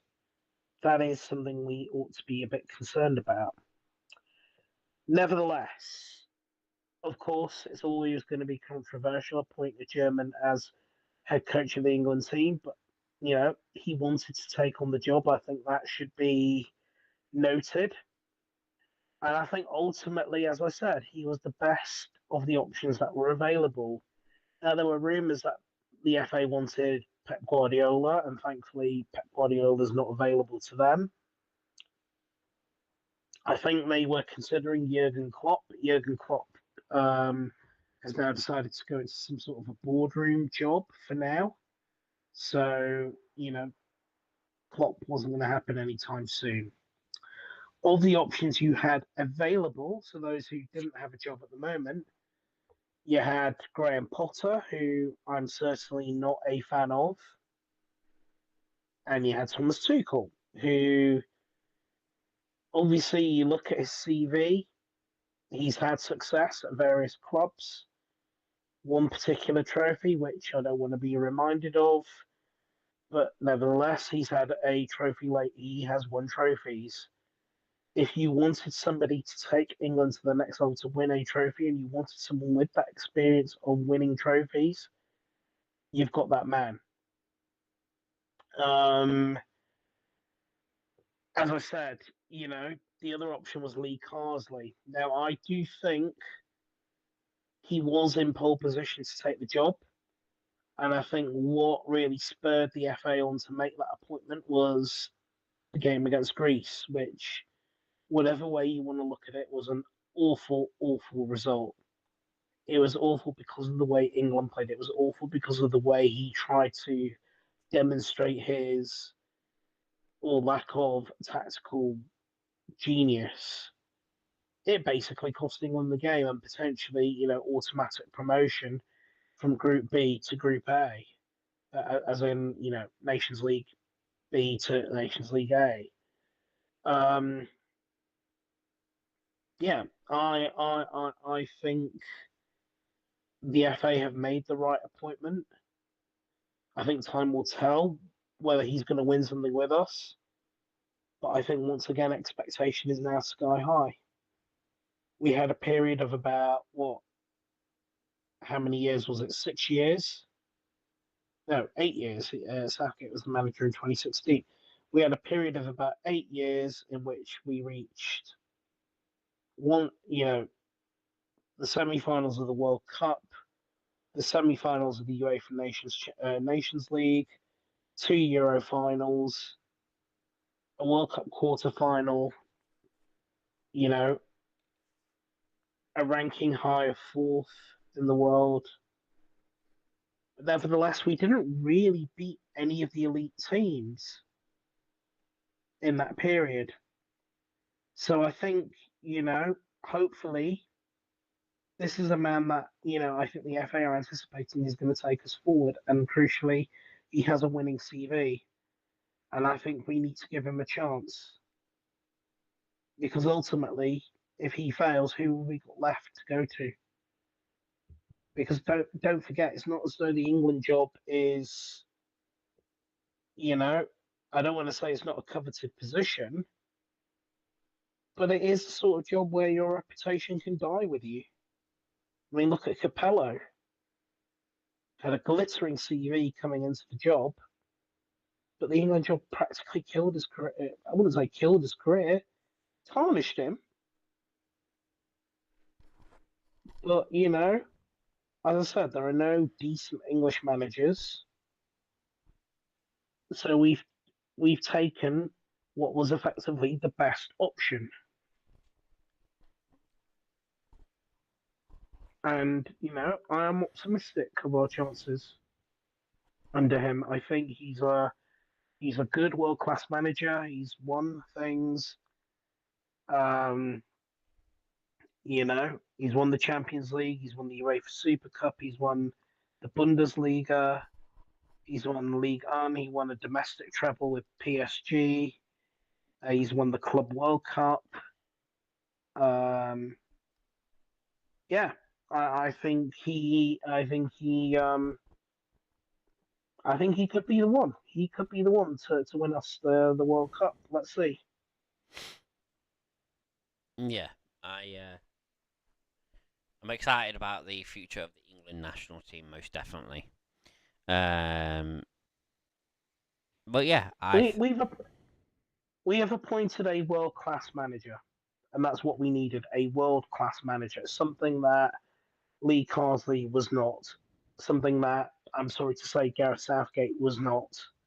We have appointed a world class manager with a winning CV.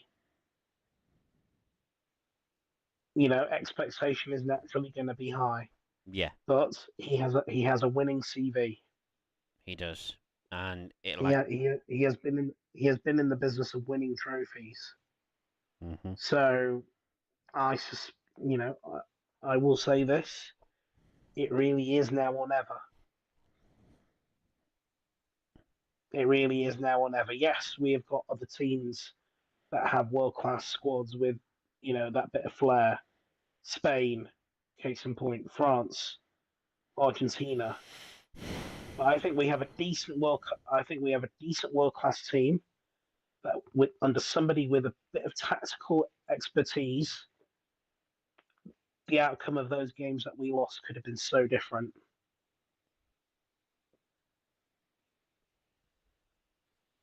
And don't forget, on a number of occasions, Tuchel had the better of Pep Guardiola.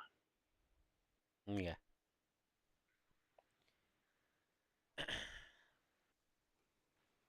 Oh, Anything else you want to add about Tuchel? got my headphone out there. Yeah, like I said, the future of the England national team is very exciting now. So we'll see how he gets on. But yeah, I think that's where we will draw a close to this episode of the podcast. It's technically labelled as episode 1, but of course we've done a lot of chats before now. But this was the first one where it's been an official podcast. Like I said, more this is more to the YouTube people. Get in the comments down below. Give us your um, your suggestions for the name um of the podcast. At the moment it's called What's the News. But if you have any suggestions, we will go through them, and um, maybe we'll take one of your suggestions on. But for now, this first episode of our official podcast is over. Thank you for joining us. Thank you to my co-host, as always. Thank you. And thank you to everybody that's been watching. Genetic ACGT, one of the Twitch VIPs. Thank you for joining and being here for the whole thing. It was good to have you here. And anybody else that has been watching, thank you very much.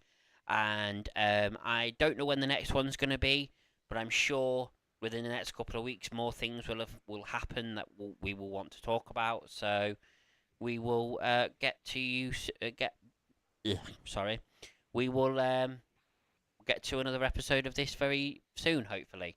But for now, it's goodbye from me, And it's goodbye from me. and we will see you very very soon. Bye bye.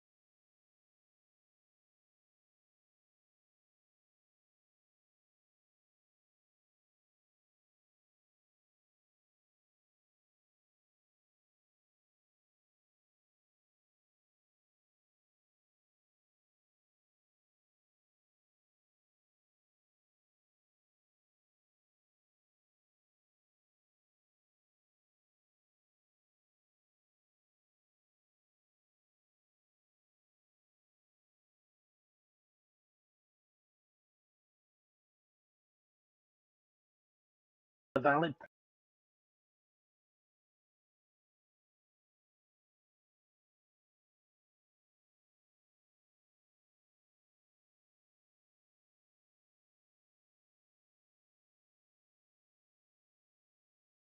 percent.